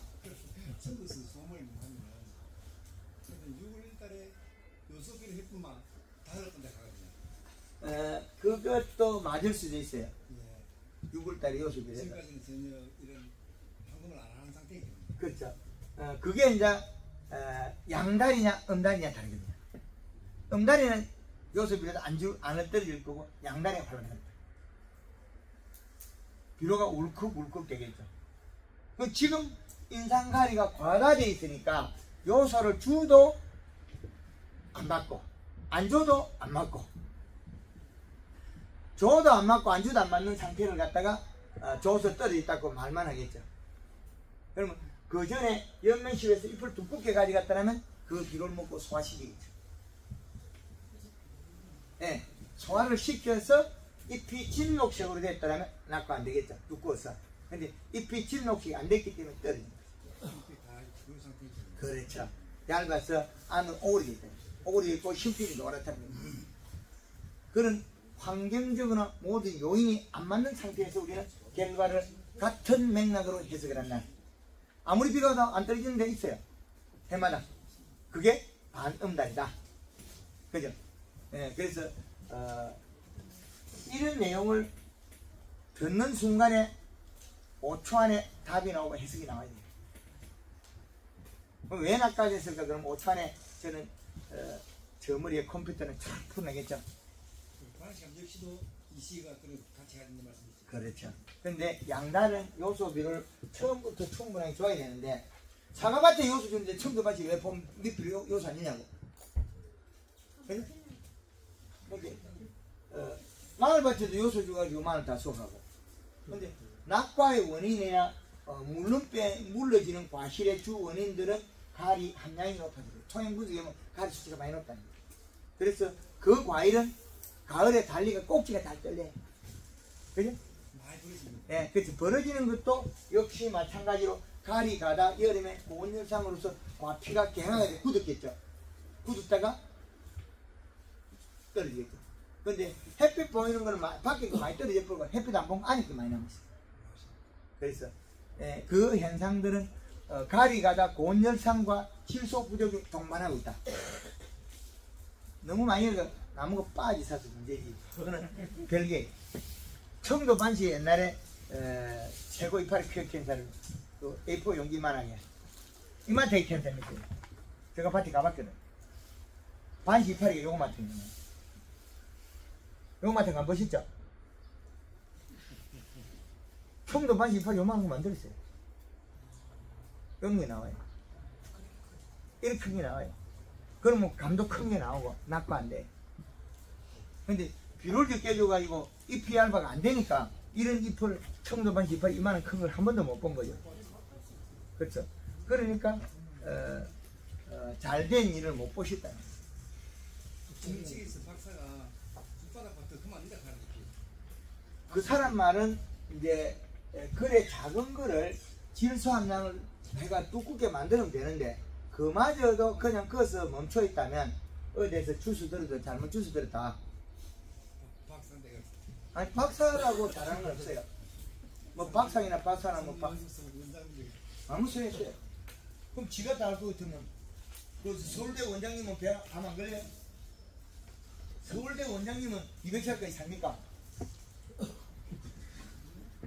삼성병원 원장님은 200살까지 살아요? 못 살죠? 교수님 그러면 지금 포도밭에 지금 올해부터 한국말 농법을 적용하려면 지금 순위 15cm 정도 자라야 토양 분석한 거 있습니까? 그러면 이거 있어요. 예 있습니다. 근데 뭐? 제가 오늘 컴퓨터가 안 돼가지고 못 배우고 예. 카톡으로 교수님께 보내드렸는데 아, 제가 그러면 그게 저 사진을 한번 볼까요? 휴대폰 한번 줘보세요. 카톡 잘 찍어줘.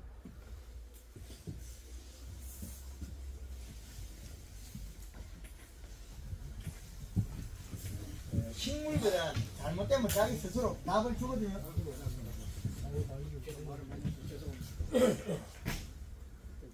두 필지가 있거든. 땅을 어떻게 파갔어요? 위에 파내고 가져갔습니까? 아니면 거기서 그 대비층 걷어내고 거기서 5cm 한 번 더 밀고 그 밑에 거 이게 뿌리가 가까이 들어 있어서요. 몇 cm 걷어냈어요? 10cm, 15cm 팠는 것 같아요. 그걸 몇 cm 걷어냈어요? 그건 한 5cm 정도. 5cm 걷어냈어요. 탭이 있는 부분하고 조금 더 걸어내고. 탭이 뒤로 주는 자리 거기에요? 예예. 그래요. 그럼 지금 왜 이렇게 물어보냐면 pH가 7.9라는 건 땅을 깊게 파가지고 센땅에 갔다는 소리가 되거든요. 아니 그 복도한 데가 또 있거든요. 아니 5군데를 떴거든요. 그래서 이거는 7.9의 pH를 가지고 있다는 거는 이건 말도 안 되는 이야기거든요. 그럼 잘못 측정된 거라. 그렇지, 잘못된 거죠. 그리고 칼슘하고 칼슘하고 칼륨은 높거든요. 뭐 두 가지는 높다는 거예요. 그럼 추비를 갖다가 우리 가리 많이 줬어요.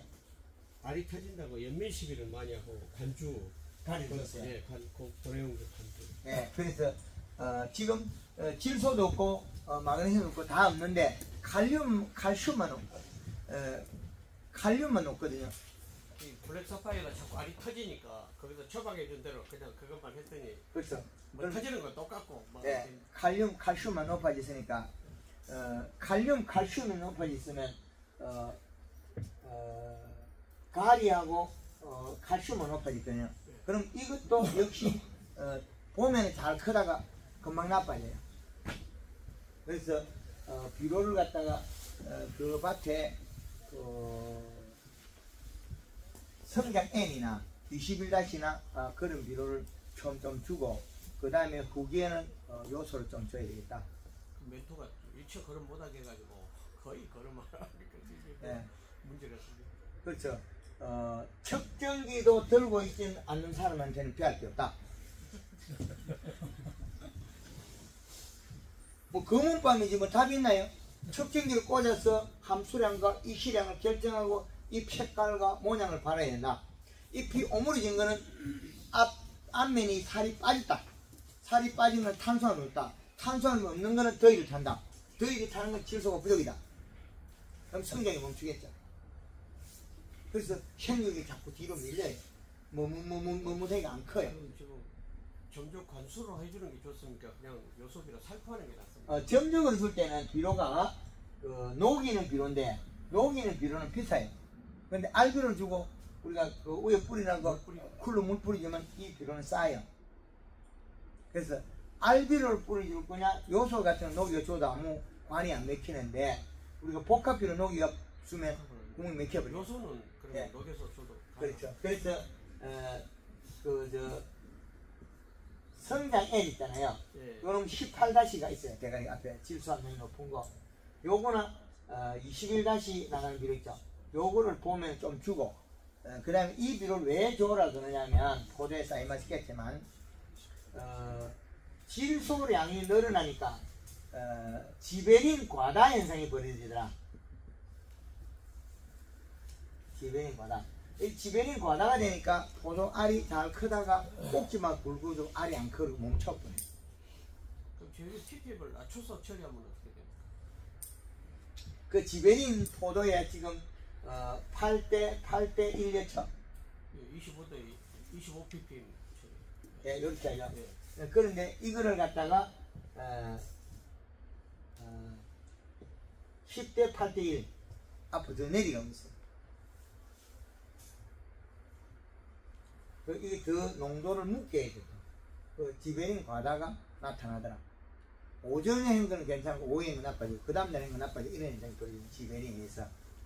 그래서 지베린 과다를 일으키면 안 되는데 지베린 과다도 역시 마찬가지로 결국엔 질소 함량하고 비례하게 돼 있어요. 질소가 높으면 지베린 과다가 일어난다. 질소 봄에 많이 주니까 질소 과다가 일어나더라고요. 그래서 지베린 과다도 일어난다. 그렇게 보시면 되겠습니다. 그래서 포도에서는 그런 원인으로가 해줍니다. 청도밭이 다 풀리십니까? 예. 또 다른 분 질문이요. 예. 저는 그 사과밭인데요. 네. 지금 한 500주 되는 날 청정됩니다. 예. 작년에는 그런 대로 그러는 실패도 했지만 올해 같은 경우 저기 꽃이 막 전혀 안 왔거든요. 그 지금 이제 다른 사람 그또 멘토 이야기로는 절대 비료도 주지 말고 물도 주지 말고 굶기라 하거든요. 굶기야 내년에 꽃눈이 생긴다 해가지고. 그것도 맞습니다. 그래 했는데 뭐 우리 박 사장 이야기로 해가지고 나도 그린 그 작년 재작년도 하다마다 했는데 예. 그린을 가지고 설탕 넣고 해가지고 요초도 넣고 해가지고 지금 2분 살포를 하고 나가지고 예. 또 우리 멘토가 아무것도 주지 마라 주거라면 또 내년에도 하나 또 꽃이 안 한다. 그래서 예. 이런 사후 관리를 어떻게 합니까? 아, 이게 사과가 올해 이제 꽃이 없다는 거죠. 예. 지금 내가 오늘 아침에도 사진을 찍어 왔는데 지금 전혀 없거든요. 예, 그렇죠.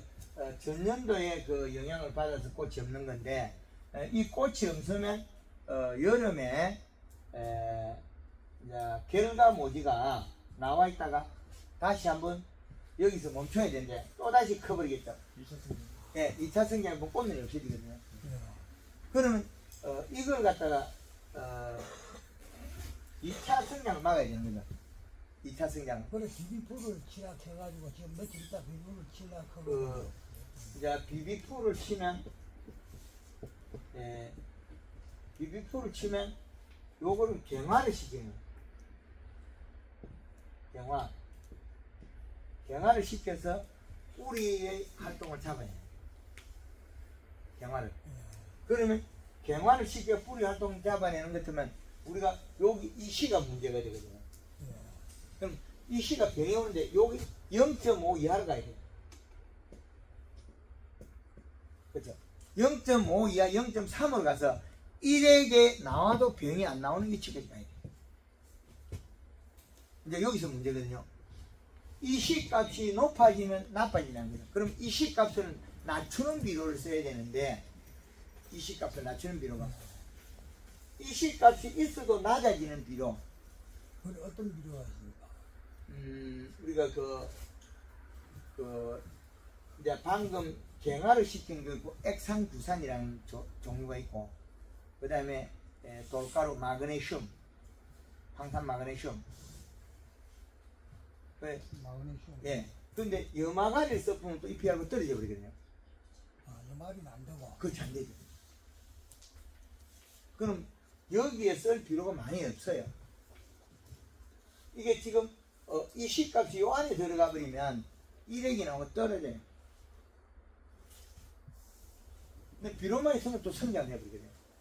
그러면 억제제를 씨가 단단하게 만들고 비료를 살짝 옆면식으로 주는 방법이 해나 못해. 땅으로 비료 주면 안 되니까. 굳혀놓고 안 풀려야 돼. 근데 비료를 생일치 보면 꽃눈이 또 녹아버리는 경우도 있거든요. 우리가 석회 보르대로 쳐버리면 사과 꽃눈이 여기 만들어지다가 없어져 버려요. 지금 석회 보로도액은 지금 한번 쳤고요. 봄에 치는 건 괜찮은데 여름에 치면 꽃눈이 녹아버리는 경우가 있어요. 그리고 지금 저 비비풀로 또 멘토가 시작하는 게 500리터에 비비풀 그걸 갖다 250리터인가 그걸 2병씩 넣어라 그러거든요. 예. 그럼 지금 계속 경화를 시키고 저리가 있다는데 이렇게 경화를 시켰을 때 경화가 풀리면 낙엽이 저를 보는 경우가 있어요. 생기가 이만 길잖아요. 이 과정에서 우리가 원했던 생육 기간에 영양이 충분히 맞아야 되는데 이 영양 균형이 깨질 수 있겠죠. 보통 문제가 아니에요. 그렇죠. 아주 심각하죠. 그럼 지금 이시값을 0.5 이하로 낮추면 예. 0.5 이하로 낮춰서 관리하면 네. 일액은 안 맺으니까 병이 안 생기게. 병은 안 생기고. 그렇죠. 그렇지 않으면 이제 또 한 가지 역으로 맹물 시비에서 일액을 떼내도 병이 안 나겠죠. 지금 그래 그 그림을 갖다 요 며칠 전에 한 통 주문해가지고 받아나고 오늘도 이제 그림 한 통 하고 칼로 한 통 나오고 지금 방금 사가지고 이제 그래서 그걸 갖다 사용을 해야 됩니까 안 해야 됩니까? 그래 지금 우리가 잎이 두꺼워지면 결국엔 뿌리가 벗겠죠. 비를 먹고 다시 올라가잖아요. 갈 데가 없겠죠. 그러면 갈 데가 없단 말은 도장지가 발생해도 도장지를 두어야 된다는 결론입니다. 도랑기를 두야지. 도장기를 함부로 건드리면 이 도장기를 건드리면 또 어디 가겠습니까? 옆으로 퍼져나가겠지. 도장기로 갈 수도 있고 압력이 높아지면 이 끝이 튀나버려. 네. 그죠? 그래서 함부로 도장기 놔도 도장기 많이 못 건드려요. 도장기를 건드리는 순간에 또 해가 돼요. 그럼 도장기가 나면 해초리를 만들어야죠. 잎을 따버려. 이거 훑어버리면 네, 그렇죠. 대가리 놔놓고 잎을 훑어버리면 과분무가 안 되겠죠. 그럼 밑에 있는 아래 잎털이 광합성하겠죠. 그래서 애매한 거는 키우면 2차기가 터지고 사과전음이 영양이 없으면 잎이 혼란 흘러버리고 잎이 다 흘러버려도 꽃은 없는 건 마찬가지거든요. 꽃은 없는 거. 다리를 쳐가고 진정시키는. 가리를 쓰면 질소 부족이 나서 고온장애 되고 또 지금은 괜찮은데 지금 괜찮아요. 지금은 괜찮은데 5월달만 들어가는 고온장애 되거든요. 6월 중순부터 5월 말 이후부터는 5월달부터는 5월 중순부터 6월 중순까지 여름이 되기 전에 봄이 되게 돼요. 여름이 되기 봄이 되게. 그럼 얼마 안 있으면 고온으로 올라간다는 소리예요. 예, 그 고온이 올라가면 우리가 할 수 있는 거는 도장기를 손을 대지 말고 나무를 박피로 해가지고 근본적인 뿌리를 굶겨야 되는 일이거든요. 뿌리를 지금 박피하기는 또 나무가 너무 어리고 나무 어리게. 7년생인데 이 정도씩 되거든요. 7년생이면 내년에 없는 것보다 박피를 해도 괜찮아요. 7년 같은 거 그렇죠. 근데 너무 적은데 박피를 해도 금방 회복될 겁니다. 저 그린하고는 지금 계속 그대로 아니 지금 함부로 쓰지 마세요. 그것도. 뿌리는 확보해가 전체 대사장을 이렇게 나야 병이 안 생기거든. 나무가 건강히 만들어놔야. 그런데 조금 살려놨다가 그 다음에 차단시켜요. 뿌리 굶겨요. 뿌리를 굶기는 방법은 요 박피밖에 없거든요. 박피보다 돈 적게 드는 건 하나도 없어요. 박피는 돈이 얼마 안 드는데 다른 것들은 지금 비그뿌리도 뭐든 돈이 엄청나게 들어가요. 근데 그게 쪼었다 해서 그 풀이 좋아지는 건 절대 아니거든요. 그러면 언제 박피를 할 거냐 그 차이겠죠. 그 자리는 요수도 많이 주면 안 돼요. 비료 주면 안 돼요. 그래 나무 비료를 안 주고 연면 시비로 살짝 농도도 맞춰가면서 조금만 살아있을 정도로 살짝 해야지 그 농도를 함부로 늘리지 않는 거예요. 지금은 주되 그 다음부터 자꾸 낮춰가지고 거의 낮춰요 농도를. 근데 이 시값이 요렇게 되면 무조건 병이하는 거죠. 요 시값 1액에서 나오니까 1액에서 아니면 단백질하고 병을 한다는 거죠. 그러면 맹물을 뿌리고 씻어내지 않으면 병을 한다는 게 애매하죠. 맹물 시비가 쿨러가 있으면 이거 애매한 것도 없어요. 5일 만에 한 번씩 물을 뿌리고 잎에 1액을 씻어버리면 됩니다. 그 병은 무관 없어지거든요. 병은 없앨 수가 있는데 이게 영양만 먹으면 튄다는 거예요. 그래서 처음에 비로 맞추는 거는 맞춰야 돼요. 비로 못 맞춥니다.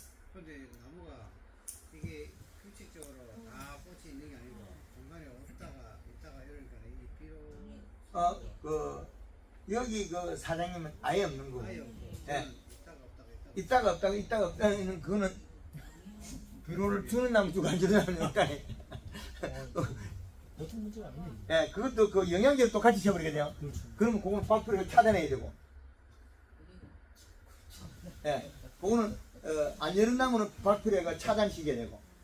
그 영양제 줬다고 해서 뿌리가 못 먹게 만들면 되죠. 박피를 보면 뿌리가 굶어버리면 자기 잎에 가진 건 영수 손질이 따져요. 예.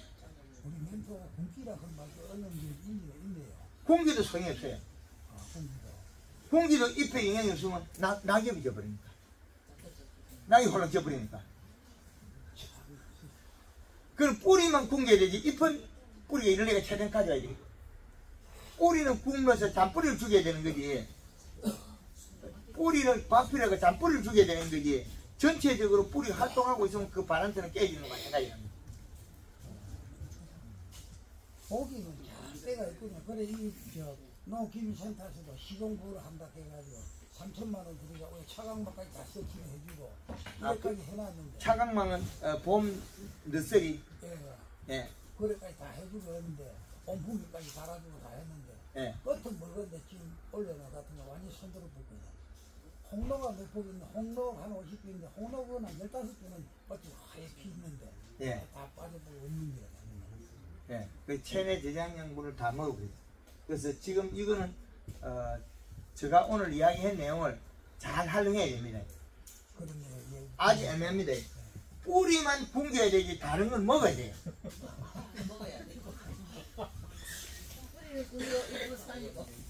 뿌리는 굶기고 잎은 먹어야 돼요.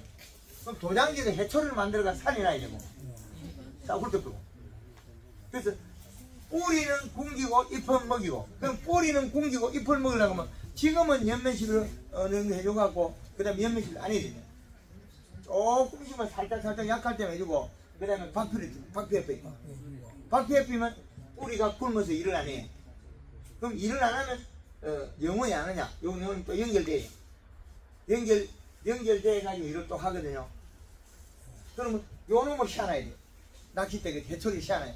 그럼 요 놈이 커야지. 요 놈이 커프면 안 된다는 거예요. 박주로 하려고 그러면 우리가 나무 굴 때 이 정도 되는데 예. 홀락 다 까봐야 되니까 안 그러면 반쯤 까야 되는 거야. 반죽 가는 아무 의미가 없다. 홀락 까봐야 되는 그렇죠. 거야. 딱 연결해야 돼. 딱 잘라야 돼. 딱 잘라줘야만이 박피다. 그 박피를 하면 지장이 없어요. 예? 나무에 다 돌리려면 지장이 없어요. 괜찮아요. 그거 똑같아요. 그 간격에 관계 있는 거죠. 느리게 해버리면 안 달라붙는 게 문제되지. 작게 해주면 아무 관계 없어요. 넓게 하지 말고 좀. 네. 그럼 한 몇 미리 정도예요? 1cm. 이제 가르쳐 드릴게요. 옛날에 박피기로 만들다가 손가락 발 잘라들어. 그거 하다 안 했는데, 박피기를 만드는 방법은, 이런 사각 파이프를 2단을 하면 될 거예요. 나왔다 들어갔다가. 그죠? 이동하면 되겠죠. 그게 여기에다가,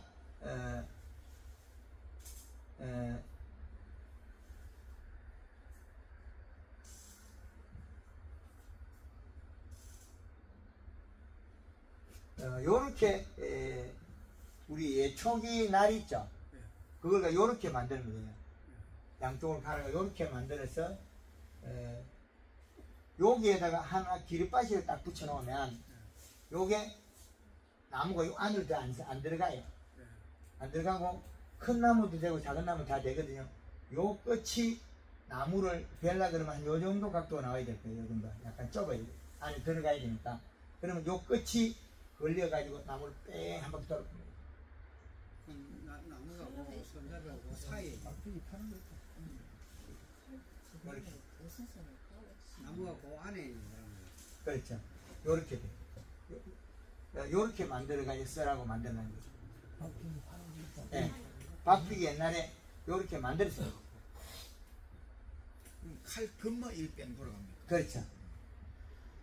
실박피에 나오면 뿌리가 잘린, 끝이 잘린 건 똑똑이 되는. 그리고 요거는 한 보름 정도면 붙어요. 요렇게. 색이 나는 고속대로가 예, 그렇죠. 한 바퀴. 그럼 요 끝이 여기 되니까 딱 한 바퀴 도는 거죠. 요렇게 만들었으면 됩니다. 용접을 해가지고. 저 같은 경우는 그냥 몇몇 시기 하고 한 8달 중에 6월 정도까지 아, 6월까지 가면 안 됩니다. 지금 한 4월 말까지는 하고 멈춰야 돼요.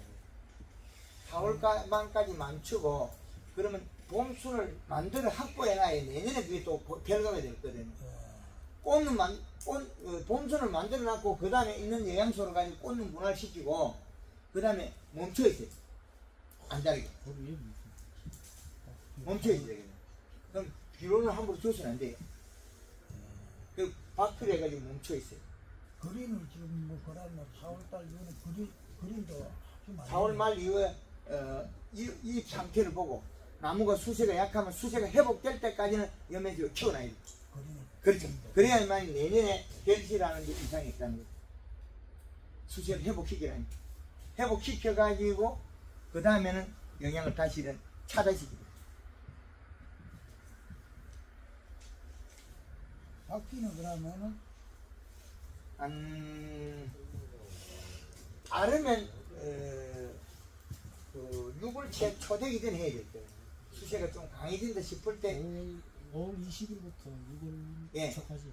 예, 그거는 여름이 6월 15일에 시작되는 거니까 요때부터 아마 강하게 튀면 잡아야 돼요. 성급한시 경우에는 6월 5일부터 거의 진도가 박피합니다. 예, 성급한시 경우에는.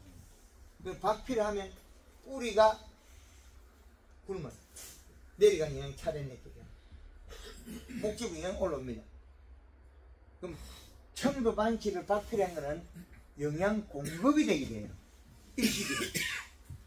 일시적으로 올라온 게 안 내려가는 게 많겠죠. 공급이 되게 돼요.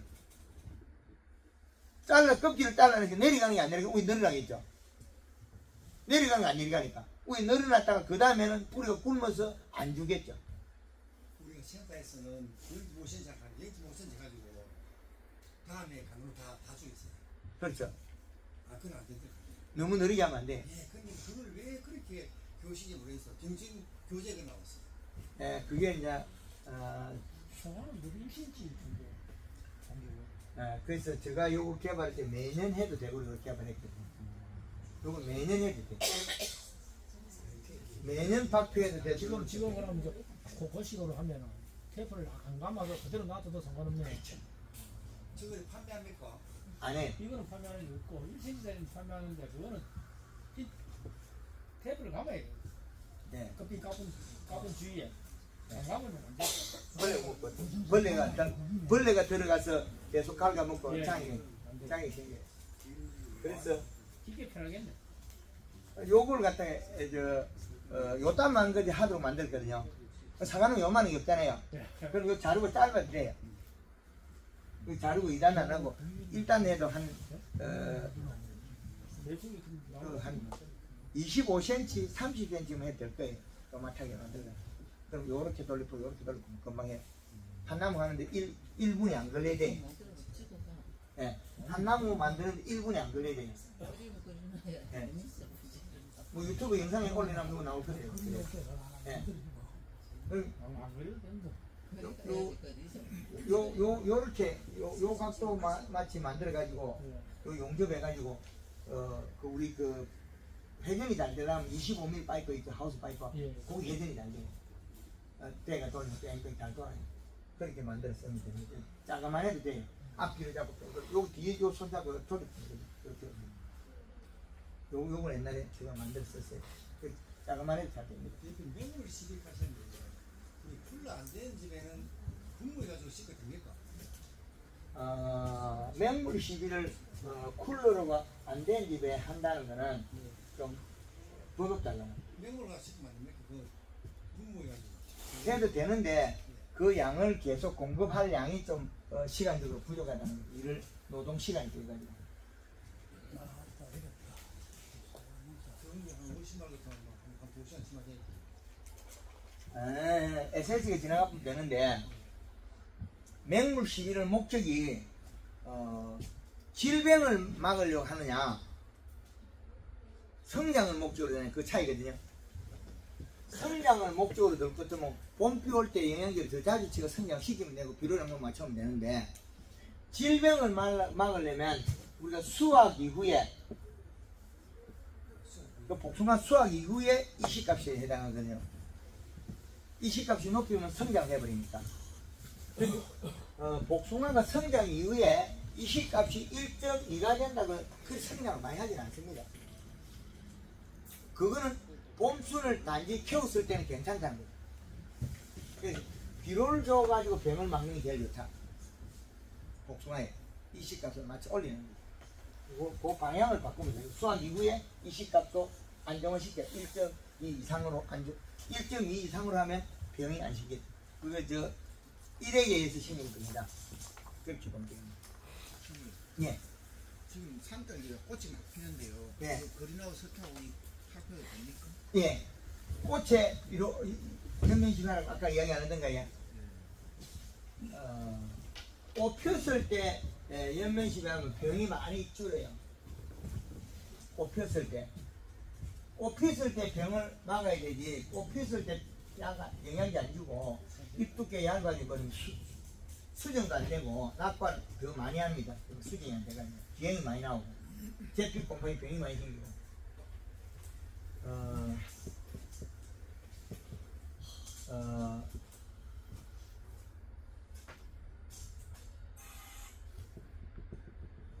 산딸기가 우리 이 산딸기가 꽃이 폈을 때 영양제 치어야 되나 말아야 되나? 그 영양제 치는 게 말이에요. 그 안 치면 일액이 맺었거나 비료량이 적으면 병이 발생하는데 영양제를 쳤을 때는 병이 발생이 안 한다는 거예요. 병 발생이. 이해됩니까? 네네. 예. 그러면 뿌리에 여기에 뿌리에 이 C값이 1.2가 이상이 돼야 일액이 안 맺는데 요 물방울 안 생기는데 그러면 계절의 이 C값을 보면 산딸기는 좀 빠르잖아요. 지금 2.5 정도가 돼야 돼요. 2점대 1.5를 넘어가야 2점 몇 대 돼야 되는 거예요. 제가 보니까 한 2.4, 2.0 이 정도는 나오더라고요. 그건데 이제 그건 노지잖아요. 예. 노지는 괜찮은데 하우스는 더 빠를 때는 또 다른 거죠. 하우스는 올라가잖아요. 하우스의 노지는 또 다르죠. 하우스는 이 시값이 약간 낮죠. 0.4 정도 차이 나죠. 온도값 때문에. 고온이 됐을 때는 온도값 때문에 하우스는 좀 낮아집니다. 여름에는 노지나 하우스는 온도가 같지만은 겨울에는 온도가 하우스가 높잖아요. 그럼 그때 이 시값을 더 배놓을 줘야 돼요. 그리고 그 밑에 이제 그 순이 많이 올라오지 않습니까? 예. 그거하고 딸기 열매하고는 관련이 있습니까? 여기에서 뿌리가 뻗어나간 게 여기서 올라오거든요. 그러면 너무 많이 나가고 좀 잘라볼까 싶은데. 해줘야 됩니다. 그러면 여기에서 오던 영양소가 여기서 올라가 버리고 여기 그쯤에서 끝이 나버려요. 여기서 일이 공급이 안 돼요. 뿌리를 잘라야 되니까 순을 따야 됩니까? 순을 따야 돼요. 그럼 여기에서 요리 영양이 있는데 여기 조금만 크면 여기 차단시켰거든요. 그럼 캐보면 여기 잘록해지거든요. 여기 네네. 잘록해져 버리면 영양을 안 준다 소리예요. 그럼 뭐가 줄었냐? 목줄부가 줄었다 소리예요. 영양은 여기에서 출발한 영양소는 혈근이겠죠. 네. 잔뿌리에서 출발한 영양소는 목줄부 안으로 여기 통해요. 여기 통해요. 그럼 여기서 껍질로 갈 수는 있어도 오지는 못해요. 왜 그러냐면 여기서 굵어져 버렸기 때문에. 그럼 목줄부가 줄어들거든요. 그럼 여기서 혈순이 올라와 버렸다. 그럼 요 다음에 여기 가늘어져 버려요. 그죠? 완전히 요 가늘어져 버려요. 네네. 잘라져 버리죠. 네네. 그럼 여기에서 여기 목줄부가 작아지게 이동을 안 해요. 그럼 조그만 데 뜯어버려야 여기 안 굵어지겠죠. 그때 동일한 상태에서 쏟아나거든요. 그럼 요렇게 된 상태에 여기 쏟아날 때 떼버립니다. 그래야만 여기 장이 없는데 그럼 요 위에서 동해가 있는 것들은 장이 있는 것도 여기 노랗게 희게 올라와요. 그리고 저 딸기 열린 밑에 보니까 3개, 4개에서 막 이렇게 배가 올라오던데 그것도 많이 필요가 없지 않습니까? 있죠. 그것도 몇 개 잘라도 되겠네. 그렇죠.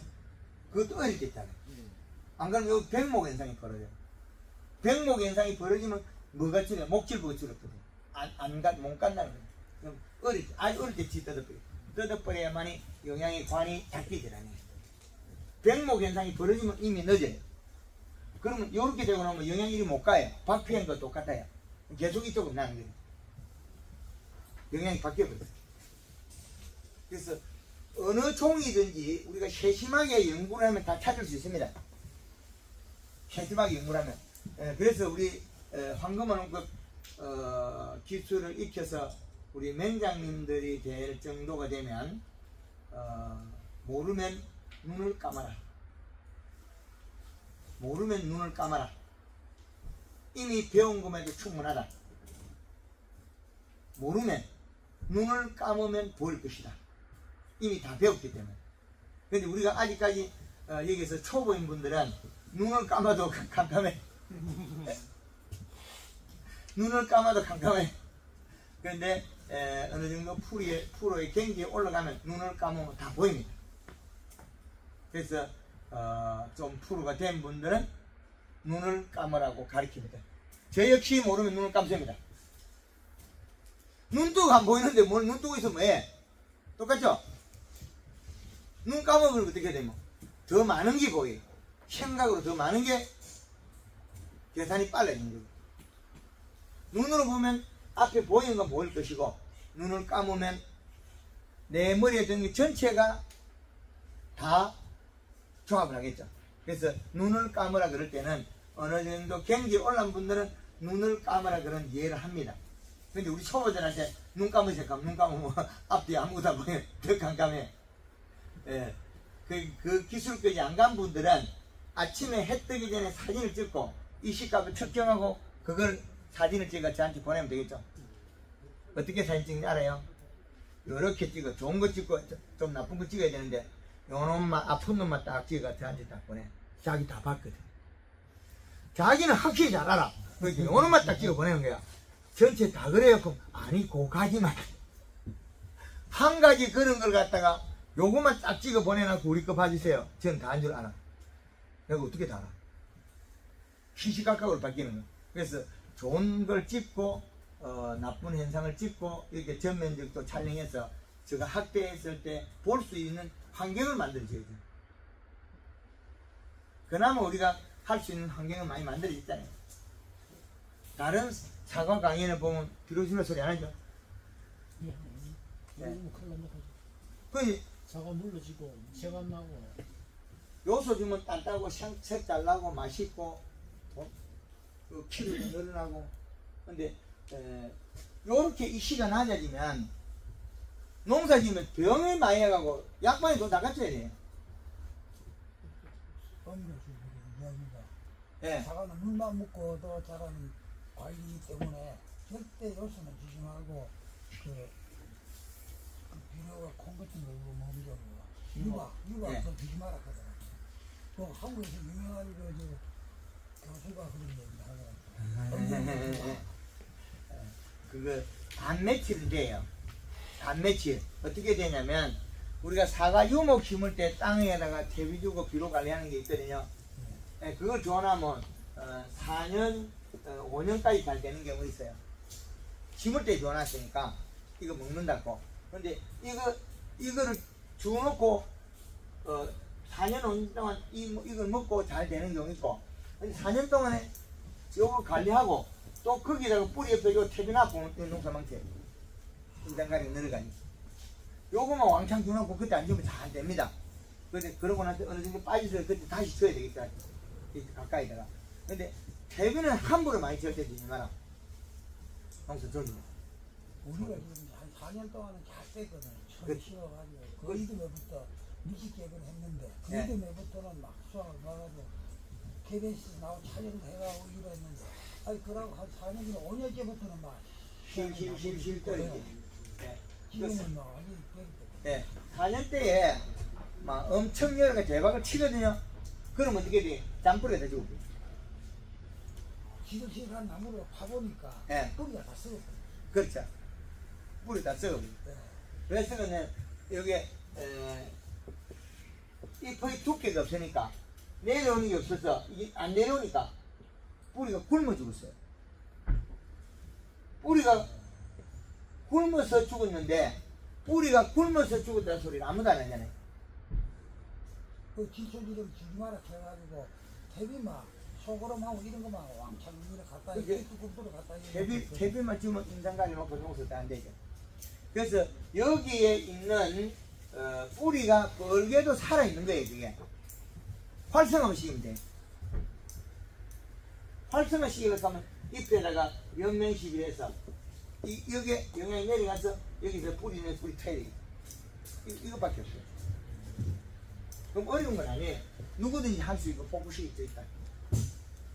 요소 주준하고 연면 시비하지 말고 원래 계속 그렇게 하게 되면 일액이 또 떨어져서 가지가 일액이 안 떨어진 방법 박피라면 일액이 안 떨어져. 올라가는 건 있고 내려오는 게 없으니까. 이상한 일이야. 산떡 미기 갖고 박피를 해버렸으니까 더 올라가겠죠. 박피는 4월 말까지 아니요, 그 잎이 어느 정도 살이 찔 때까지 기다려야 돼. 기다렸다가 그렇죠. 기다려가지고 박피를 해야 되지. 비료는 안 주는 상태에서 개별적으로 비료는 달리 할 수 있잖아요. 한 5월 중순이 예. 돼야지만 또 이제 힘이 생기는데 그때 좀 그렇죠. 방법은 그렇게 하는 게 좋겠죠. 그리고 진짜 요소가 이미 좋으니까 줄거 주고 이제 옆에 나무들은 또 사과가 있으니까 에센스를 주면 열매 시들이 자동으로 되는데 아, 예. 박피만 하면 뿌리가 굴러요. 그래요. 그래가지고 책에 나오는 거 보면 5월 20일부터 6월 10일까지 해놨네요. 지금 문제는 박피만 하면 뿌리가 안 먹을 거니까 동일해요. 비료는 비록 있어도 안 먹어요. 박피를 하고 나면 뿌리가 안 먹는다.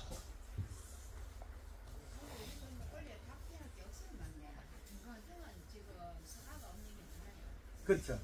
작년에 조금 깨어를 지기서 그렇죠.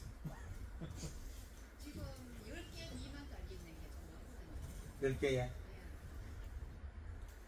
이제 꽃 더 안 펴. 아니 필 거는 있는데 안 피는 것도 없고 10개 미만이 한 3분의 1은 되지 싶어요. 아, 사과 한 나무 10개 미만에. 왜 꽃이 10개 안 되는 나무가 그럼 10개 연다는 보장도 없잖아. 그거. 그렇죠. 꽃 피는데 다 열어 10개인데. 나무가 몇 년생인데요? 나무가 몇 년생인데요? 나무가 한 9년 고사하고 비싸네. 예, 그래서 작년도에 잘못된 걸 다루는 방법이 지금 좀 주고 박피를 해가지고 뿌리를 굶겨서 죽이는 방법밖에 없다. 잔뿌리만 죽여야죠. 잎에 영향이 안 나면 잔뿌리만 죽어요. 예, 알겠습니다. 예, 한 10분간 쉬었다가 다시 좀 쉬었다 하겠습니다. 예, 감사합니다. 수고하셨습니다.